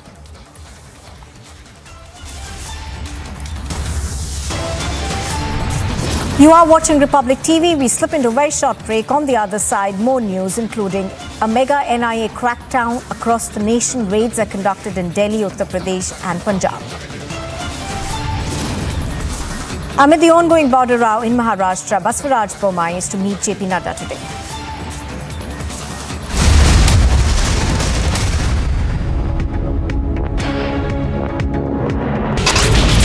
Protests have been reported in Shanghai. Protests are taking place against the strict COVID measures in China that have spread to the biggest cities.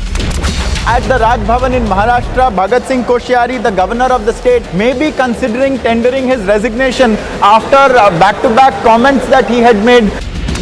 Dehradun, uncontrollable truck crash many motorcyclists on the roadside in Chandrabani, Patel Nagar. One person is dead as a truck.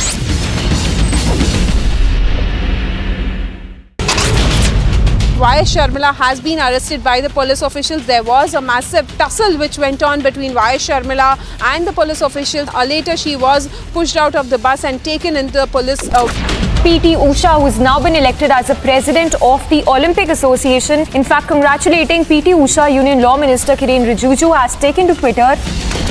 Delhi police now have confirmed to Republic the weapon used to kill Shraddha has been found and located by the police.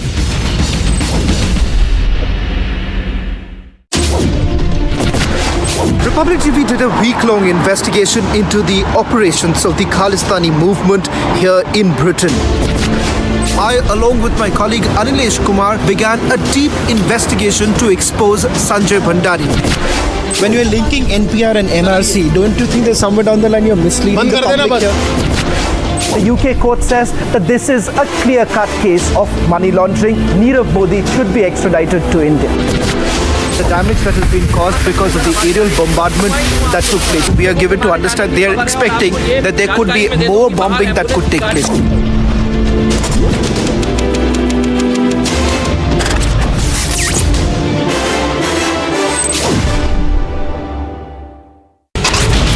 Moradabad, where a young man was shot dead in the middle of the road and the alleged attacker went missing.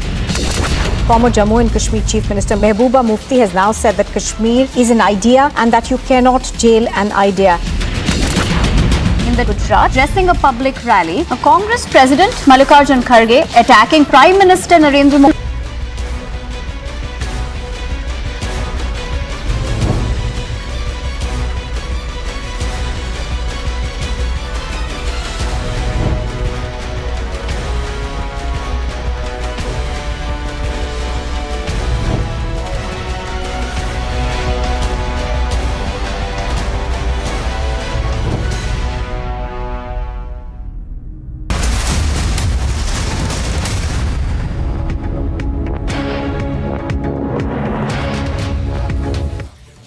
NIA crackdown is being reported from various parts in North India. The states that are under the NIA scanner include New Delhi, Punjab, Haryana, where these raids have been conducted. Now, we are given to understand that some of these raids have been conducted on specific gangsters who may be involved in the narco terror nexus as well. The NIA raid started early this morning, and it is being seen as a major crackdown on the gangster-terror networks. These multiple raids began early in the morning and were conducted in Delhi, Haryana, as well as other states. Piyush Ori has been tracking the story and he's bringing us more details on this. Piyush, give us more details in terms of where these raids were conducted, and also tell us more about the NIA's investigation into the gangster terror network that they are trying essentially to dismantle now. So yes, with a clear objective of busting the narco-terror reign which was being managed by the Lawrence Bishnoi gang and his associates, the NIA today, beginning at around 5 o'clock, conducted raids at more than 20 locations spanning in more than 5 states that included Jammu, Kashmir, Uttar Pradesh, Haryana, Punjab, New Delhi, Haryana. So there were a lot of raids that were conducted, and they were the objective of NIA was to bust the narco-terror links that was being managed by the Lawrence Bishnoi and his associates. Now, these raids were conducted primarily in areas of Punjab and Haryana, where there was a strong drug cartel network, strong gangs, which were first involved in extortion, but were used by ISI and several other organizations that have its bases in Canada and even in other countries to fund anti-terror activities. Now, the main objective of NIA, as what we have been told, is to understand the finances of these gangs, which got involved with the terrorist organizations. Besides this, it was also found out that what kind of personalities were these people targeting? Why were these people being targeted? Why exactly and these gangs were growing so largely? And what was the nexus? What was the connection between the terror gangs and the gangs? So this was the major objective that was being conducted. And as I said, that because it is not being restricted to one state, but in several states. So yes, there was a widespread raids that were conducted in several areas, and these raids are still being conducted.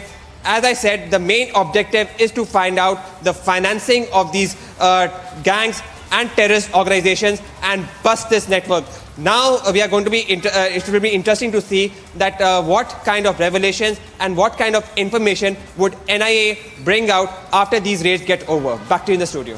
All right, stay with us. Let's also bring in Amandeep right now. Amandeep, the nexus between these gangs, terror organizations, as well as the narcotics trade essentially was highlighted with the murder of Sidhu Moosewala, which brought into sharp focus how these gangs are actually operating across various parts of the country with impunity. Is the NIA hopeful that this crackdown is going to be a severe blow to that nexus?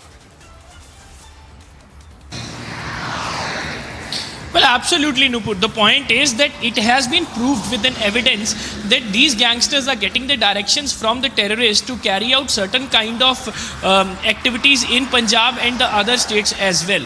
But now the NIA's prime focus is to track the money trail, how they are getting the finances. So basically they were being financed by the terror groups, but how the transaction has been happened, either they are sending the money to the families, or they are directly sending the money to the gangsters, or they are sending some other source to money to finance these terror activities. So basically in today's raid, NIA has recovered and collected all the bank accounts and the bank details of the family members of these gangsters who are actually under the radar of NIA regarding that narco-terror link. And even they have also trying to verify from the banks regarding the financial transactions, just because NIA is getting the impression that these gangsters are definitely providing the financial assistance to their family. But how? From which bank accounts? So that is the reason. The passbooks has been recovered from the family members. The bank account details has also been collected from the family members. The CCTV cameras and DVRs installed in the houses and residence of these gangsters has also been recovered. So basically the prime focus of the NIA is to track the money trail to these gangsters sponsored by the terrorists. Yes. All right, Amandeep as well as Piyush Shori reporting on this from New Delhi. Both of you, thank you very much for the moment, for joining us. So as we are talking, of course, there have been multiple raids that have been conducted by the NIA in various states. This is Republic TV. And still to come on Live and Breaking, it's a mega controversy over the IFFI jury head's remark. The Israeli filmmaker calls the film Kashmiri Files propaganda.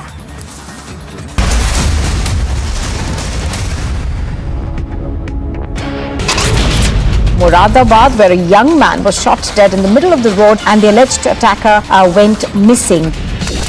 Former Jammu and Kashmir Chief Minister Mehbooba Mufti has now said that Kashmir is an idea and that you cannot jail an idea. In the Gujarat, addressing a public rally, a Congress President Mallikarjun Kharge attacking Prime Minister Narendra Modi, a chieftain of liars who tries to gain sympathy by calling himself poor.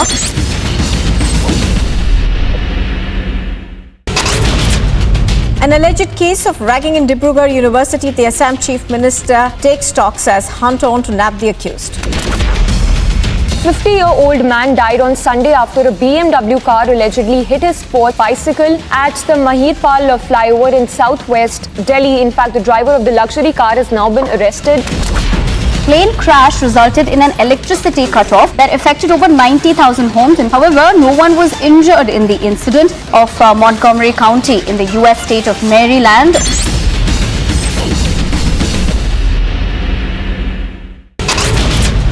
Riots broke out in several Belgian and Dutch cities after Morocco's 2-0 upset win over Belgium at the World Cup on Sunday. From Punjab, where the IFFI government has withdrawn action against stubble burning in the state, as the government has now issued notification to withdraw red entries against in the lands where stubble used to be burned. Shraddha murder case, Gujarat police have arrested a drug peddler from Surat in connection to this case. Faisal Momin was a drug peddler who stayed in Vasai West.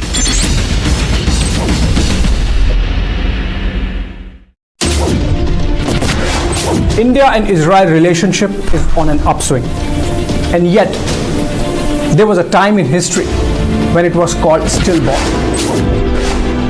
It seems both the sides have moved on. The ice breaking happened, the thaw happened at Hamburg when Prime Minister Modi went that extra mile to shake hands with Xi. This is the biggest stadium in the world for cricket. This is effectively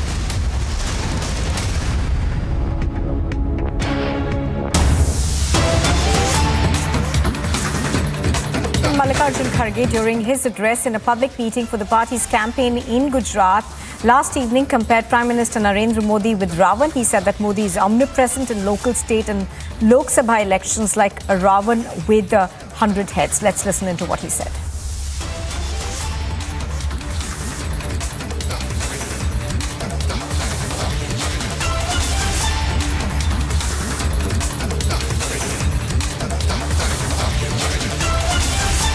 आप किसी को मत देखो, मोदी को देखकर vote दो। अब भाई तुम्हारे को तुम्हारी सूरत कितनी बार देखना, कारपोरेशन में भी तुम्हारी सूरत देखना, एमएलए इलेक्शन भी तुम्हारी सूरत देखना, एमपी इलेक्शन में भी तुम्हारी सूरत देखना, हर जगह कितने हैं भाई? क्या आपके रावण के जैसा 100 मुख है? क्या है? समझ में नहीं आता। And let's listen into a comment that's coming in right now from the BJP over what Mallikarjun Kharge, the Congress president, said.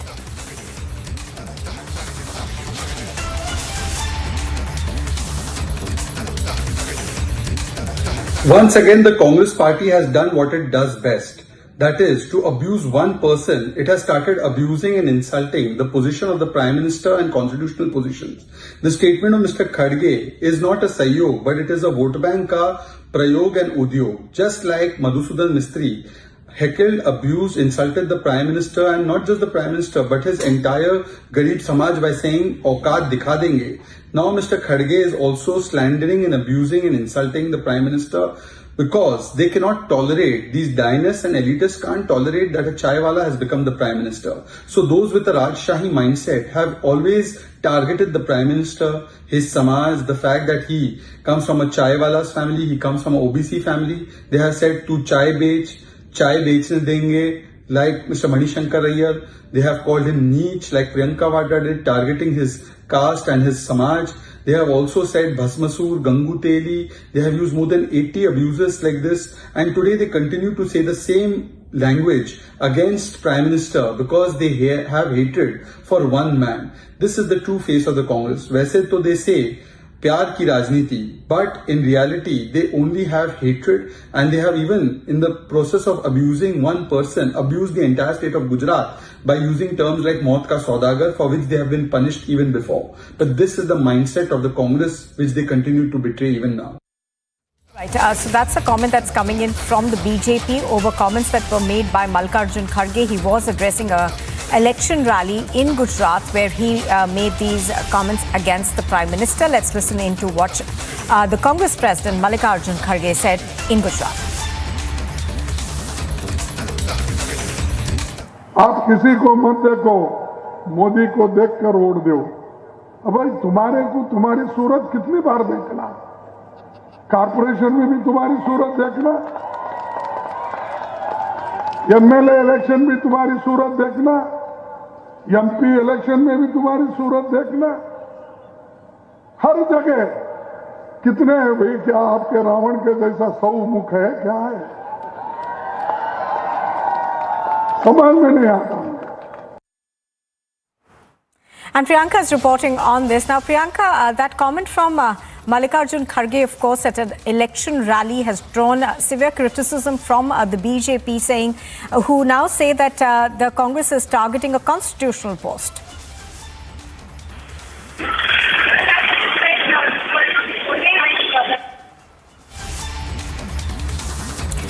All right, that's a very poor audio connection that we have with Priyanka. We're going to try and fix that and go back to her in just a bit. But Mallikarjun Kharge's reaction, comment rather, over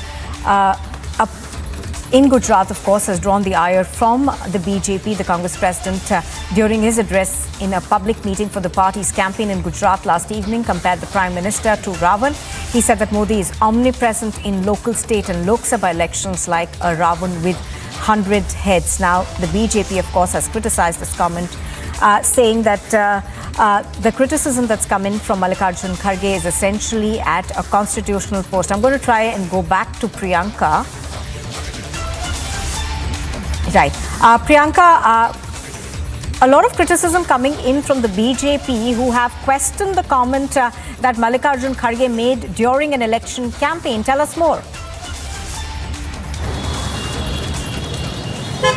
Well, that's right, Nupur, and as I was saying, not the first time that such a thing has happened where the Congress leadership has taken these kind of pot shots at the Prime Minister, and of course that the BJP has come out and criticized the Congress party for those kind of statements, and this once again has happened from the Congress party President Mallikarjun Kharge, who was in Ahmedabad, and he was addressing a rally, and he was talking and he was comparing the Prime Minister to Ravan, and he was saying that it's just like Ravan, that all of his heads are visible everywhere, that the Prime Minister is there, his marketing is being done so that his face is visible everywhere as well.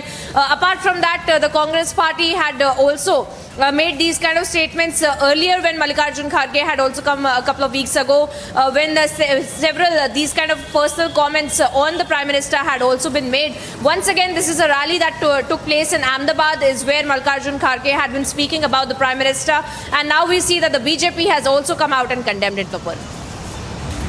And we are in fact on the ground getting all the breaking updates as far as the Gujarat elections are concerned. We'll be back after a very short break and bring you all the updates from the ground.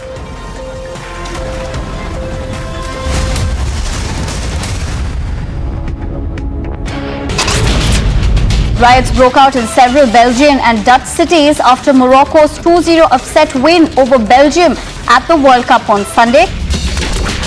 From Punjab, where the AAP government has withdrawn action against stubble burning in the state, as the government has now issued notification to withdraw red entries in the lands where stubble used to be burned. Shraddha murder case, Gujarat police have arrested a drug peddler from Surat in connection to this case. Faisal Momin was a drug peddler who stayed in Vasai West.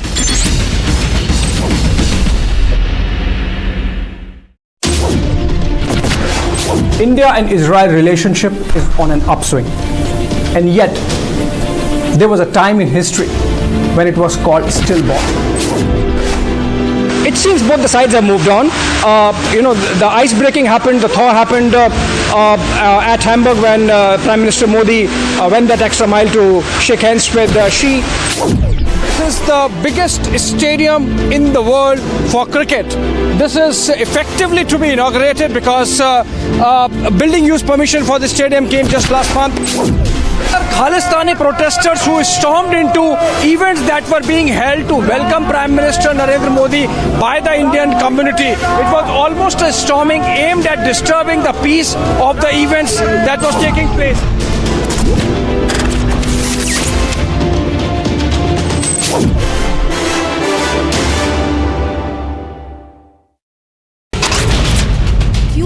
Back when police was searching the pieces and the skull of Shraddha. At that time, human flesh was found in the sewer of Pandits Nagar. Anjan Das, who was brutally killed by his wife and son named Poonam and Deepak in Pandits Nagar area. They chopped the pieces of the man in several pieces, kept it in the fridge, and then disposed the pieces gradually day by day at night.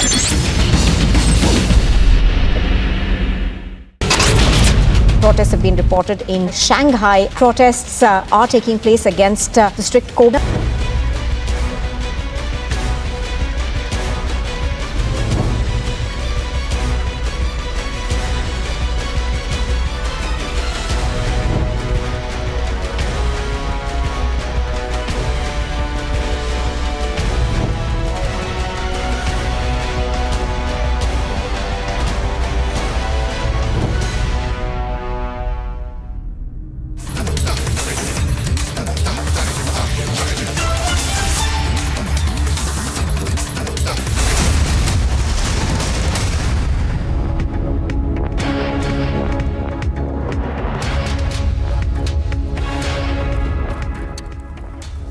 Thanks for tuning in this Tuesday morning. We are live and breaking. I'm Samiksha Srivastava. Let's get started with the top headlines you're tracking, top of the hour.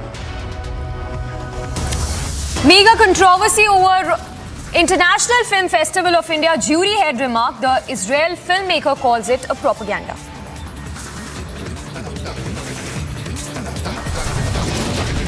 Kashmir files के बारे में उन शख्स को मैं कहूँगा कि भगवान उनको सद्बुद्धि दे, गणपति जी उनको सद्बुद्धि दे, थोड़ी अकल दे। Big insult to Kashmiri Pandits. Filmmaker Vivek Agnihotri, actor Anupam Kher lash out on the International Film Festival of India jury head.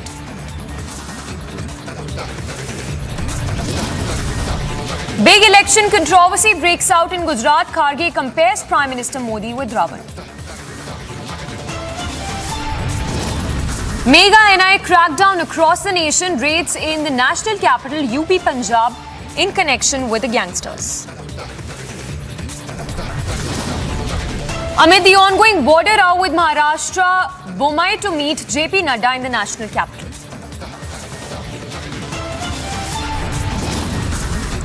Smriti Irani slams Rahul Gandhi, says he's marching with those who want to break India.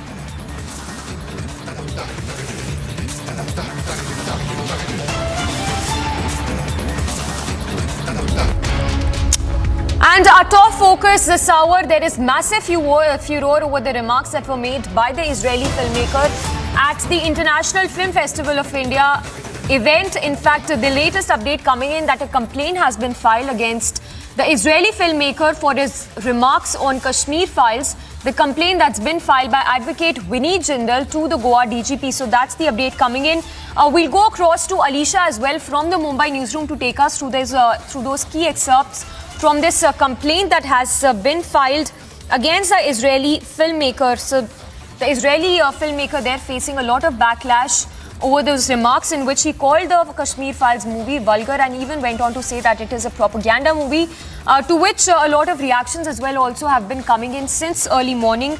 In fact, some of those key excerpts from that complaint that has been filed by Vineet Jindal, where he says that the statement given by the Israeli filmmaker is totally manipulated and with ill intention towards the Hindu community in the garb of targeting movie Kashmir Files, which is more clear when one of the jury members at the event through his Twitter account said that it is completely in a personal capacity and nothing to do with the esteemed jury board.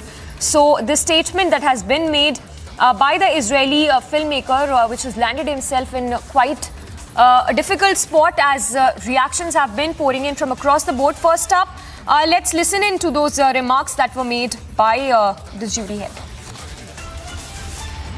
These and defaults and evoked vivid discussions. We were, all of us, disturbed and shocked by the 15th film, by the movie Kashmir Files, that felt to us like a propaganda, vulgar movie, inappropriate for an artistic competitive section of such a prestigious film festival. I feel totally comfortable to share openly these feelings here with you on stage, since the spirit that we felt in the festival can surely accept also a critical discussion, which is essential for art and for life. Thanks a lot. And some of those key excerpts from this complaint that has been filed by advocate Vineet Jindal, in which he stated, and I quote, by calling a movie based on true story of a Hindu genocide by Islamic terrorists that happened in Kashmir as propaganda and vulgar, he's abusing the sacrifice of Hindus in Kashmir and even targeting the Hindu community by using derogatory words, vulgar and propaganda upon Hindu killings just to incite hatred in our country. And rightly so, as mentioned in this complaint copy that we've accessed of advocate Vineet Jindal. Before we go across to Alisha to take us through the details of this complaint that has been filed by advocate Vineet Jindal, let's listen in to what Anupam Kher had to say as he condemned those remarks by the Israeli filmmaker. Kashmir files के बारे में उन शख्स को मैं कहूँगा कि भगवान उनको सद्बुद्धि दे, गणपति जी उनको सद्बुद्धि दे, थोड़ी अकल दे, और इतना ही कहना चाहूँगा, बिकॉज मंदिर के बाहर इस तरह की बात करना कोई फिलहाल बिल्कुल ठीक नहीं है। सर फिर भी आपका ओपिनियन क्या रहेगा? Will give the proper reply to it. अगर हॉलोकास्ट सही है तो कश्मीरी पंडितों का एक्सोडस भी सही है। ये एक प्री प्लान मुझे लगता है, मैं जितना ज़्यादा जानता नहीं, ऐसा प्री प्लान लगता है कि प्लानिंग किया गया है, बिकॉज उसके बाद इमीडिएटली टूल किट गैंग जो है वो सक्रिय हो गया, और मुझे एक्सपेक्ट नहीं कर रहा था आप लोग यहाँ होंगे, बिकॉज मैं but it's shameful for him to make a statement like this. और एक स्टेटमेंट बहुत गलत दिया है, लेकिन फिर but from a community who have suffered Holocaust, Jews have suffered Holocaust, and he comes from that community, and for him to sort of make a statement like this, he has also pained those people who have जो इस त्रासदी के शिकार हुए आज से बहुत साल पहले। तो मैं यही कहूँगा कि ये हमारे गणपति जी, सिद्धि विनायक के भगवान उनको अकल दे और सद्बुद्धि दे, ताकि वो इस तरह लोगों के हजारों लाखों लोगों की जो ट्रेजेडी है उसको मंच पर से इस्तेमाल करके अपना एक ध्येय पूरा ना करें। And we have Alisha joining us from the Mumbai newsroom. Alisha, if you can take us through the highlights of this complaint copy of Advocate Vineet Jindal, because as he's rightly put it, the statements that were made by the Israeli filmmaker, they reek of nothing but of vested interests. This is the letter that is the complaint letter that has been given by Advocate Vineet Jindal. There are several points that has been pointed out, and specifically over the statement. If we see the Vineet Jindal statement which he has written to DGP Goa, clearly mentioning the content of the statement made by him clearly shows his intent of instigating enmity between groups. Being a social activist and Hindu by religion, my religious sentiment are deeply hurt by the statement made by Nadal Lapid. Nadal Lapid, by making above cited statement, has been committed offence under section 121, 153, 153A and B, 295, 298 and 505 of the IPC, which are cognizable offence and very serious in nature. Not only this, but also he has requested Goa DGP to register an FIR against him over the above said section and to take a strict legal action against him, so he cannot dare to make such kind of hateful and disturbing comment again in future. So this is a letter that we have access, and this is the letter that is given by Vineet Jindal, clearly requesting Goa DGP to register a case against Nadav, who has given a statement over the Kashmir Files. And he has also mentioned that being a Hindu, there are many of the religion sentiment that has deeply been hurt by the statement made by him, and whether the fact it's a cognizable offence which will come over the statement that he has given. But yes, there should be an FIR that is to be registered. Yes, Alisha, stay with us. Also, if you can take us through those remarks that have come in from the Israeli envoy, who's apologized on behalf of Israeli filmmaker Nadav Lapid, saying that these remarks, that he's ashamed and that such remarks are beyond condemnable, the remarks that were made by the Israeli filmmaker. So we know that even yesterday, where the International Film Festival that happened in Goa, where the statement from Nadav has clearly mentioned that a Kashmiri file is nothing but an propaganda. But now it has really hurt the sentiment of the many people. And now there is also a complaint that has been given by Vineet Jindal, who is an advocate and also a social activist, clearly mentioning that such a statement that he has been giving on a public platform, which when it comes to the Kashmiri file, which a number of people, we know that thousands of people have come forward in support of the same film, but right now giving such statement has really hurt the religious sentiment, after which there should be a case that is need to be registered against him, even if the charges, the section that is going to be imposed on him is something cognizable. But yes, it's a very serious in nature, which is why he has requested the Goa DGP as well and the Goa police to register a case against him. Alisha, thank you for taking us through all those details.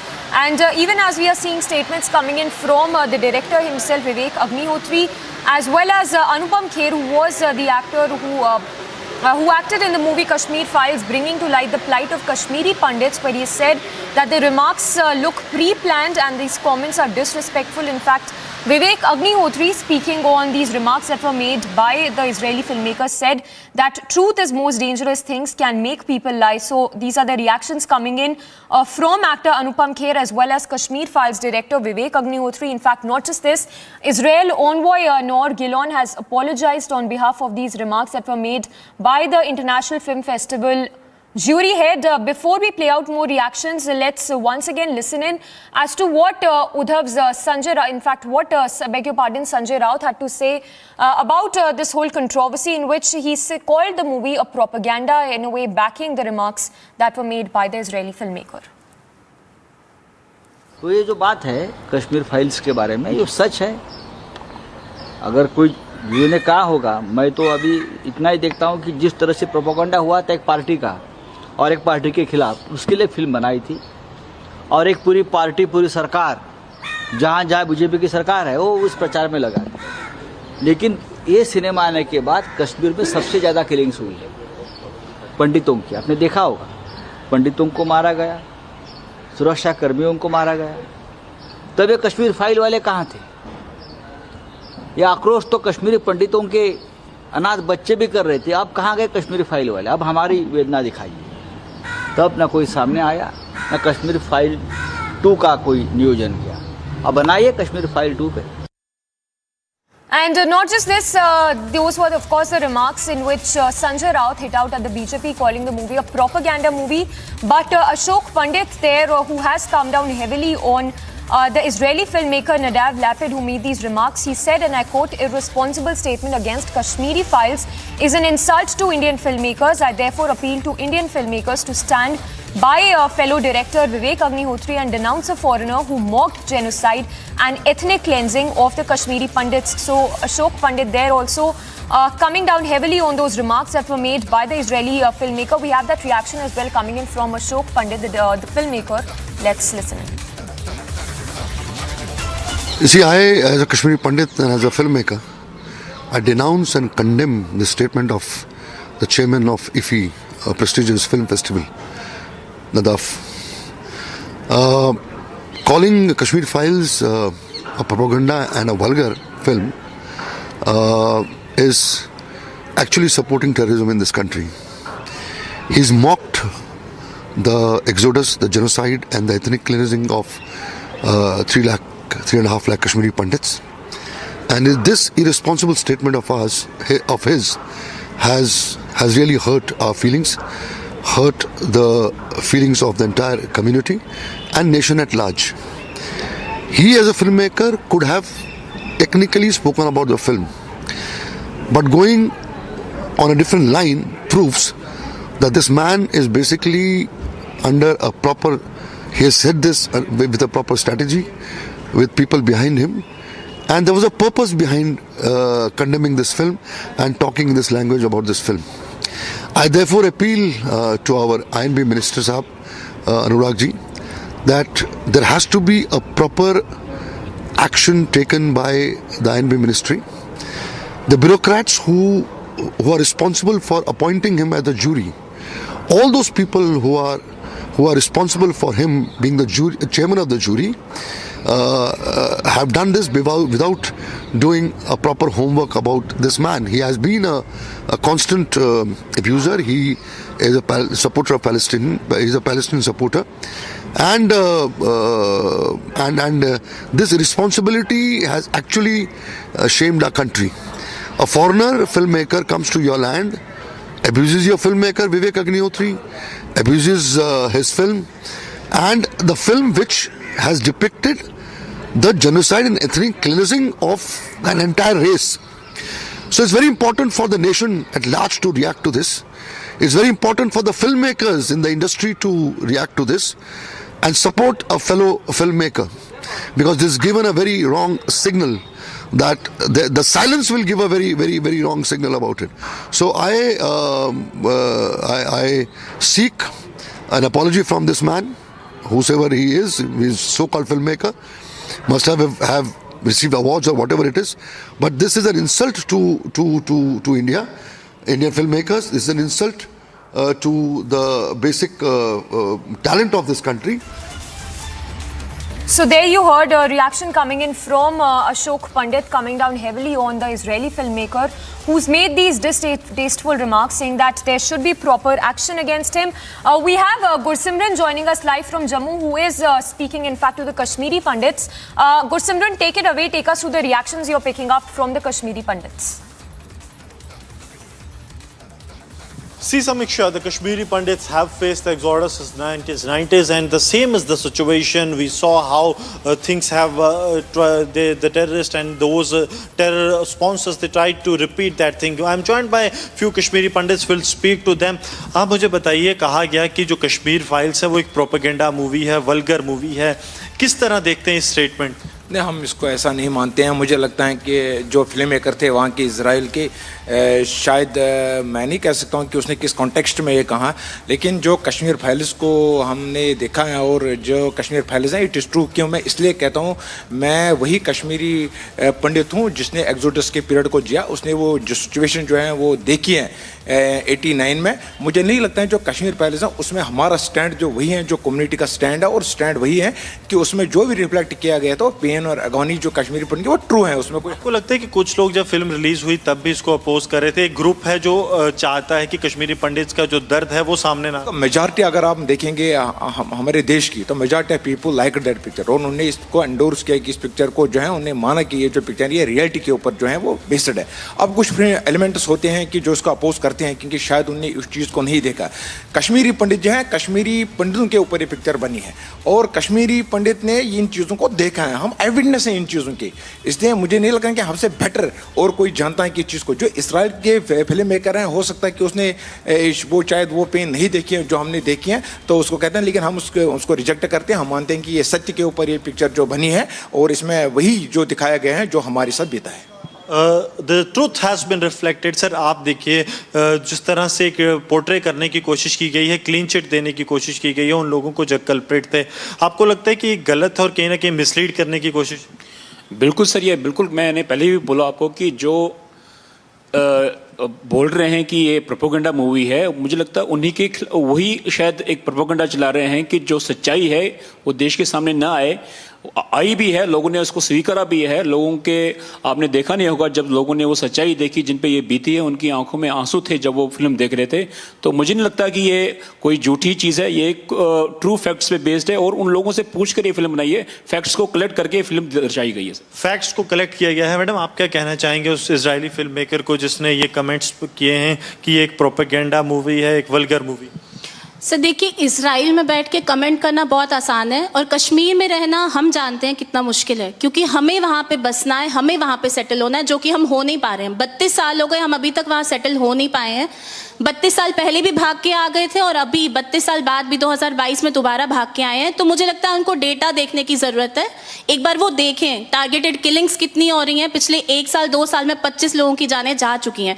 तो better कि वो facts के साथ आगे आए और film को propaganda ना बोलें।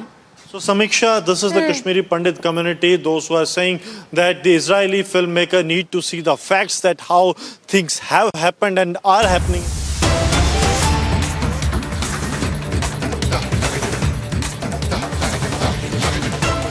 Movements are also progressing rapidly for the greater good of our shared neighborhood. Your visit today is a very important milestone in our emerging and promising relationship. I would also like to place on record my appreciation to Mr. Sirajuddin Qureshi, President of the India Islamic Cultural Center, for organizing this dialogue today. Excellency, India is an important partner. Indonesia is an important partner in India's extended neighborhood, and our two countries share many complementarities.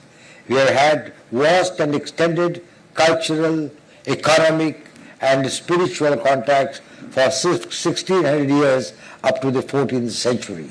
These contacts showed us the value of openness, engagement, and respect for diversity. In the 7th century, India's Malabar coast became the meeting point for Arab and Indonesian traders, from where they transmitted Islam to Southeast Asia. It is said that Javis from Indonesia had great influence and trade in Calicut. Similarities have also been found in the early Muslim settlements of peninsular India and Indonesia. The Cholas too had extensive trade and cultural contacts between India and Indonesia. Excellency, we are both flourishing democracies in the Indo-Pacific region. The waters that lap the shores of Indonesia also lap other shores. We have historical and cultural linkages and extensive people-to-people ties. Tourism has been an important bridge of cooperation between our two countries. Before the pandemic, 5 lakh Indians visited Bali every year, while the Taj Mahal is a major tourist attraction in India. In Indonesia, people visit Hindu temples like Prambanan, which is a very, very important point for us. This is a shining example of our tolerant and syncretic cultures. We are both home to the world's largest Islamic populations. Indonesia is the world's largest Islamic country, and India is home to the 3rd largest Muslim population. Much like in India, Islam in Indonesia was spread by traders from present-day Kerala and Gujarat and Sufis from Bengal and Kashmir. This peaceful spread led to the development of a syncretic culture where not only pre-Islamic religions flourished side by side, but age-old traditions and local customs greatly influenced religious practices. Today, in this hall, we may speak different languages, but we share a common desire for peace and harmony. Our dialogue today is a vital medium to help us achieve that objective. Excellency, it is crucial that we share and understand the historical and cultural context of Islam in our respective countries, which have peaceful and tolerant underpinnings. It is significant that Islamic theological schools of Deobandism, Barelvism and Sufism took deep roots in India. Later, these practices and traditions spread to other Islamic nations. Abd al-Rauf al-Sinki in the 17th century is credited to have brought Sufi Kshatriya tradition to Indonesia from India. It is in this context, Excellency, your idea to bring a high-level ulama delegation, the national treasures, to India is apt and extremely important. As you all are aware, both our countries have been victims of terrorism and separatism, while we have overcome the challenges to a considerable extent. The phenomenon of cross-border terrorism and ISIS-inspired terrorism continues to pose a threat. Cooperation of the civil society is essential in countering the threat from ISIS-inspired individual terror cells and returnees from theaters like Syria and Afghanistan. The ulamas play a very important role in Islamic society.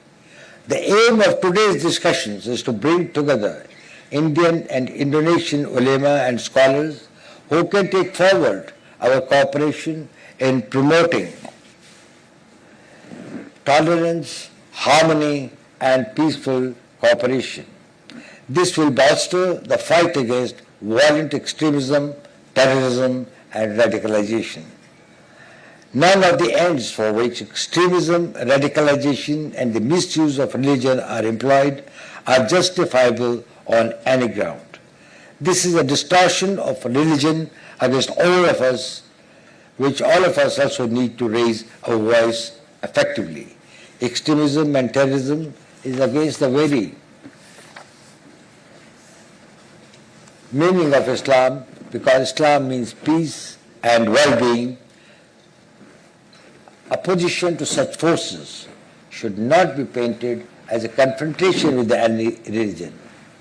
Instead, we should focus on the real message of our religions, which stand for the values of humanism, peace, and understanding.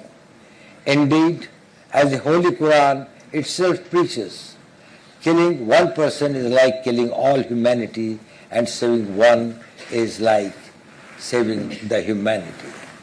Islam ordained that the most excellent form of jihad is jihad afzal, that is jihad against one's senses of ego and not against innocent civilians.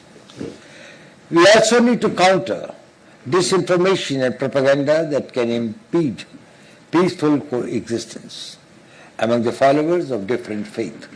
Islam emerged as a rallying point for the disadvantaged and was tolerant in its outlook. After the Prophet's demise, fissures emerged among the caliphs on the question of his legitimate heir. Each faction attempted to outdo the other by espousing a more radical interpretation of the hadiths. It is here that the ulama have a pivotal role to play. They have a leading role in educating the people on the original tolerant and moderate principles of Islam and countering radicalization and extremism with progressive ideas and thought.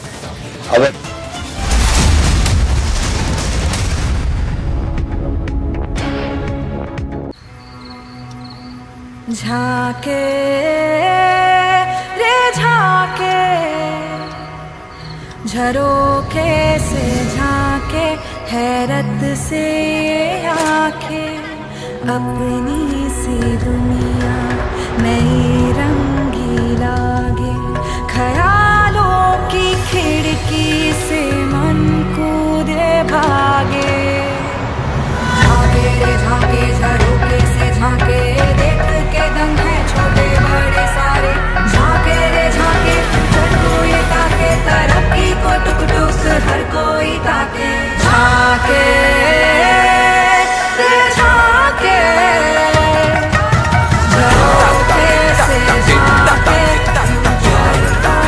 Reimagineering brighter futures with smarter steels. ArcelorMittal Nippon Steel India. Smarter steels, brighter futures.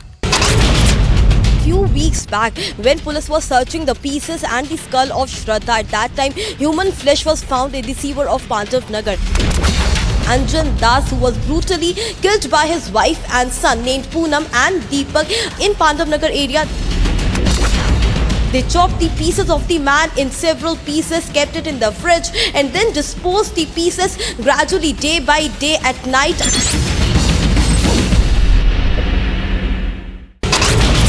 Protests have been reported in Shanghai. Protests are taking place against the strict COVID measures in China that have spread to the biggest cities.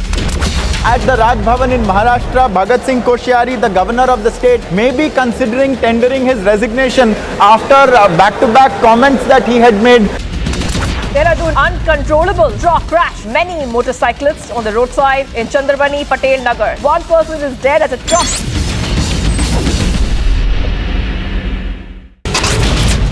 Y.S. Sharmila has been arrested by the police officials. There was a massive tussle which went on between Y.S. Sharmila and the police officials. Later, she was pushed out of the bus and taken into the police.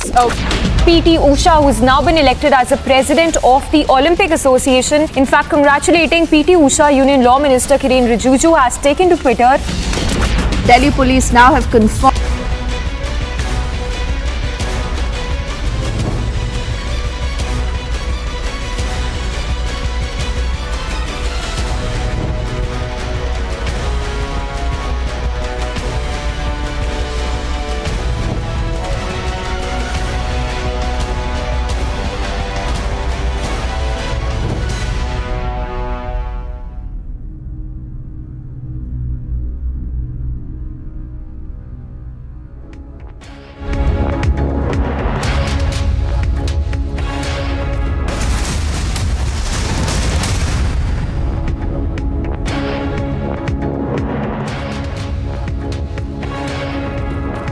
Good morning and thank you very much for staying with us on Republic TV. This is Live and Breaking. I'm Nupur Talwar Suri. We begin with a look at the top headlines.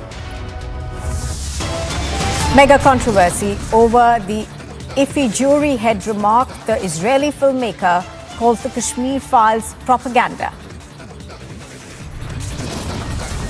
Big insult to Kashmiri Pandits. The filmmaker Vivek Agnihotri and actor Anupam Kher lash out at the IFFI jury head. हर जगह कितने हैं भाई, क्या आपके रावण के जैसा 100 मुख है, क्या है समझ में नहीं आता. A huge controversy breaks out in Gujarat as Mallikarjun Kharge compares the Prime Minister to Ravan. Mega NIA crackdown across the nation, raids in Delhi, Uttar Pradesh and Punjab in connection with gangsters.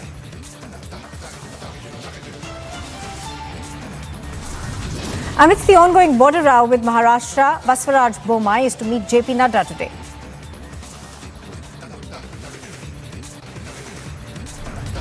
And Smriti Irani slams Rahul Gandhi, says he's marching with those who want to break India.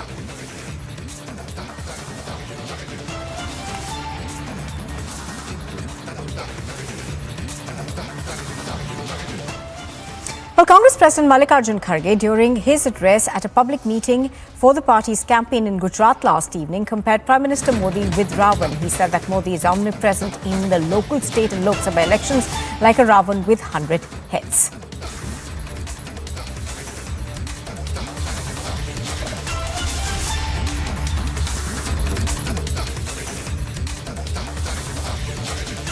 किसी को मत देखो, मोदी को देखकर vote दो।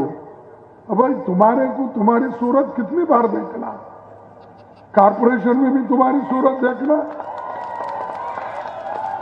MLA election भी तुम्हारी सूरत देखना, एमपी इलेक्शन में भी तुम्हारी सूरत देखना, हर जगह कितने हैं भाई? क्या आपके रावण के जैसा 100 मुख है? क्या है? समझ में नहीं आता। आप किसी को मत देखो, मोदी को देखकर वोट दो। अब भाई तुम्हारे को तुम्हारी सूरत कितनी बार देखना, कारपोरेशन में भी तुम्हारी सूरत देखना, एमएलए इलेक्शन भी तुम्हारी सूरत देखना, एमपी इलेक्शन में भी तुम्हारी सूरत देखना, हर जगह कितने हैं भाई? क्या आपके रावण के जैसा 100 मुख है? क्या है? समझ में नहीं आता। Well, the BJP has reacted sharply to these comments by Mallikarjun Kharge at an election rally in Gujarat. Again, the Congress party has done what it does best. That is, to abuse one person. It has started abusing and insulting the position of the Prime Minister and constitutional positions. The statement of Mr. Kharge is not a sahyog, but it is a vote bank ka prayog and udyog. Just like Madhusudan Mistry heckled, abused, insulted the Prime Minister, and not just the Prime Minister, but his entire Garib Samaj by saying, "Auqat dikha denge." Now Mr. Kharge is also slandering and abusing and insulting the Prime Minister, because they cannot tolerate, these dynasts and elitists can't tolerate that a chaiwala has become the Prime Minister. So those with a Rajshahi mindset have always targeted the Prime Minister, his Samaj, the fact that he comes from a chaiwala's family, he comes from a OBC family. They have said, "Tu chai bechne denge," like Mr. Manishankar Iyer. They have called him Neech, like Priyanka Vadra did, targeting his caste and his Samaj. They have also said Bhasmasur, Gangu Teli. They have used more than 80 abuses like this. And today they continue to say the same language against Prime Minister because they have hatred for one man. This is the true face of the Congress. वैसे तो they say प्यार की राजनीति, but in reality they only have hatred, and they have, even in the process of abusing one person, abused the entire state of Gujarat by using terms like maut ka saudagar, for which they have been punished even before. But this is the mindset of the Congress which they continue to betray even now. And Priyanka is reporting on this. She joins us on the phone. Priyanka, this comment, of course, has drawn the ire from the BJP. Give us more details into how this comment of Mallikarjun Kharge is being seen.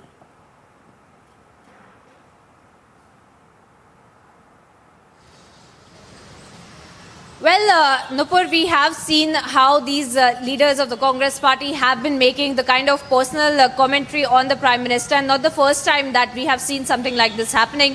Now, of course, we had seen Mallikarjun Kharge in Ahmedabad in that rally has compared the Prime Minister to Ravan once again, and has said that he is somebody who is he's using his own marketing, and that he's using his own face everywhere, and that his face is visible everywhere. It's his own personal branding that he's doing, and that just like Ravan, his face is everywhere is something that he has stated as well.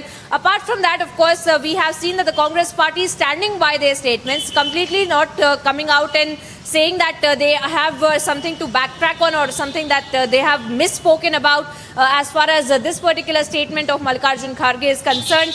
And in fact, and we have seen that time and time again that the Congress party leadership, even in the state of Gujarat, have made those kind of statements. Now, apart from that, the BJP also sees that these kind of personal pot shots that are being taken by the opposition, not just the Congress party, but we also see that the Aam Aadmi Party candidates, especially leaders like Gopal Italia as well, who had made those kind of personal remarks against the Prime Minister, and the BJP always has maintained this stand that these are the opposition leaders who make these kind of statements, personal statements against the Prime Minister, because there are no particular issues that they can also raise, is something that the BJP has also maintained. And of course, they have come out and condemned this kind of a statement that has come to light from Mallikarjun Kharge.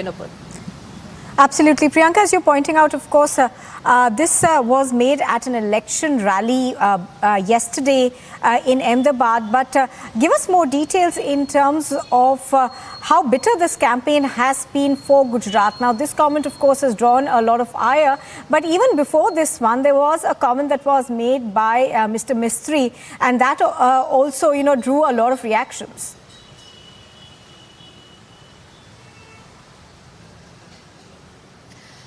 If we also trail back to 2017, Nupur, we had seen that the Congress party leader Manishankar Iyer, in fact, had also made those comments against the Prime Minister, called him Neech, and those were the casteist commentary that we saw from the Congress party in the last election as well.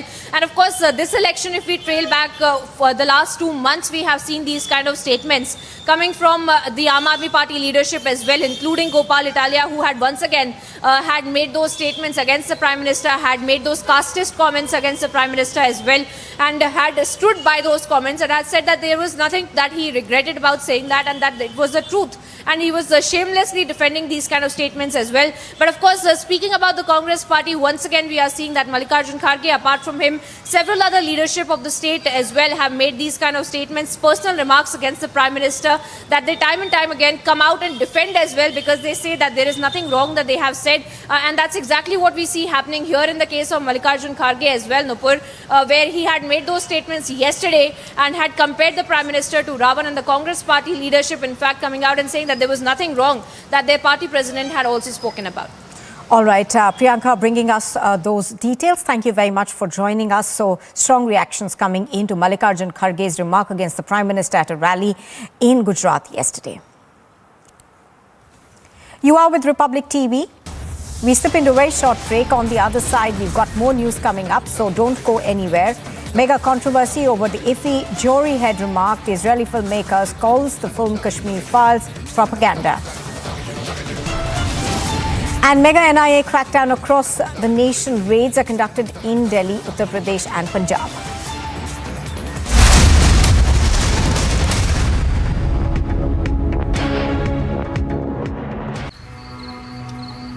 झाके रे झाके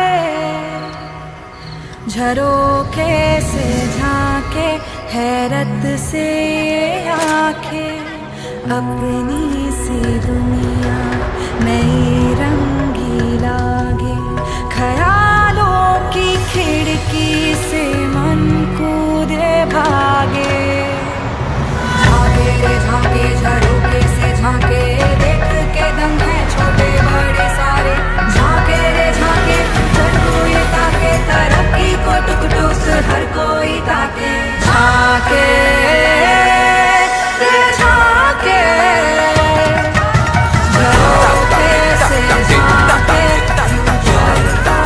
Reimagineering brighter futures with smarter steels. ArcelorMittal Nippon Steel India. Smarter steels, brighter futures. Republic TV did a week-long investigation into the operations of the Khalistani movement here in Britain. I, along with my colleague Anilesh Kumar, began a deep investigation to expose Sanjay Bhandari.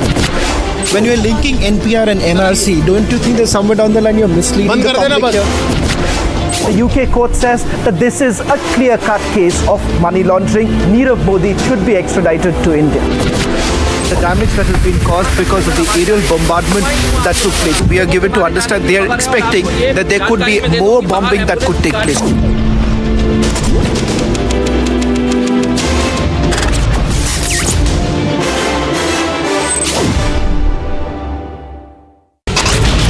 Moradabad, where a young man was shot dead in the middle of the road and the alleged attacker went missing. Former Jammu and Kashmir Chief Minister Mehbooba Mufti has now said that Kashmir is an idea and that you cannot jail an idea. In the Gujarat, addressing a public rally, a Congress President Mallikarjun Kharge attacking Prime Minister Narendra Modi, a chieftain of liars who tries to gain sympathy by calling himself poor.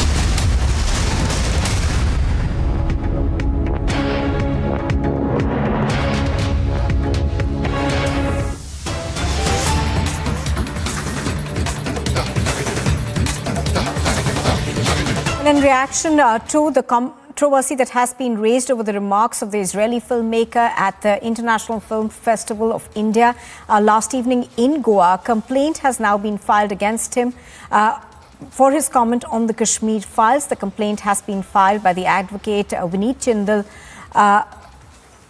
in this particular case. Now, do remember that Vivek Agnihotri's film, The Kashmir File, which narrates the story of forced exodus of Kashmiri Pandits, was labelled propaganda at the 53rd International Film Festival of India in Goa on Monday. Speaking during the closing ceremony of the event, the Israeli filmmaker and the jury head, Nadav Lapid, said that many were shocked by the movie and termed it vulgar. He also called it unfit to be shown at the festival.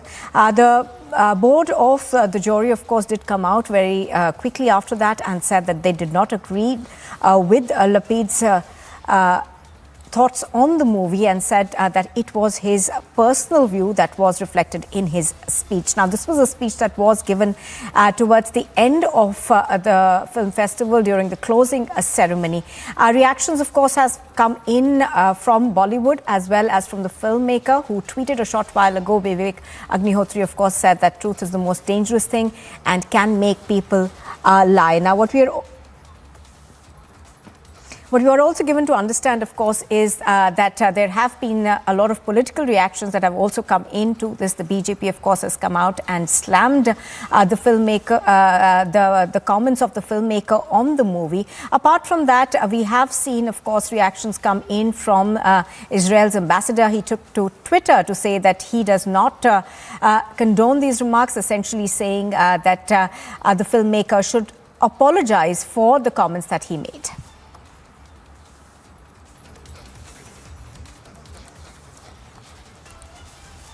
Now, let's just listen into reactions that we are getting to this comment. But first, let's listen into the comment that was made by Mr. Lapid at the closing ceremony of the film festival. Qualities and defaults and evoked vivid discussions. We were, all of us, disturbed and shocked by the 15th film, by the movie Kashmir Files, that felt to us like a propaganda vulgar movie, inappropriate for an artistic competitive section of such a prestigious film festival.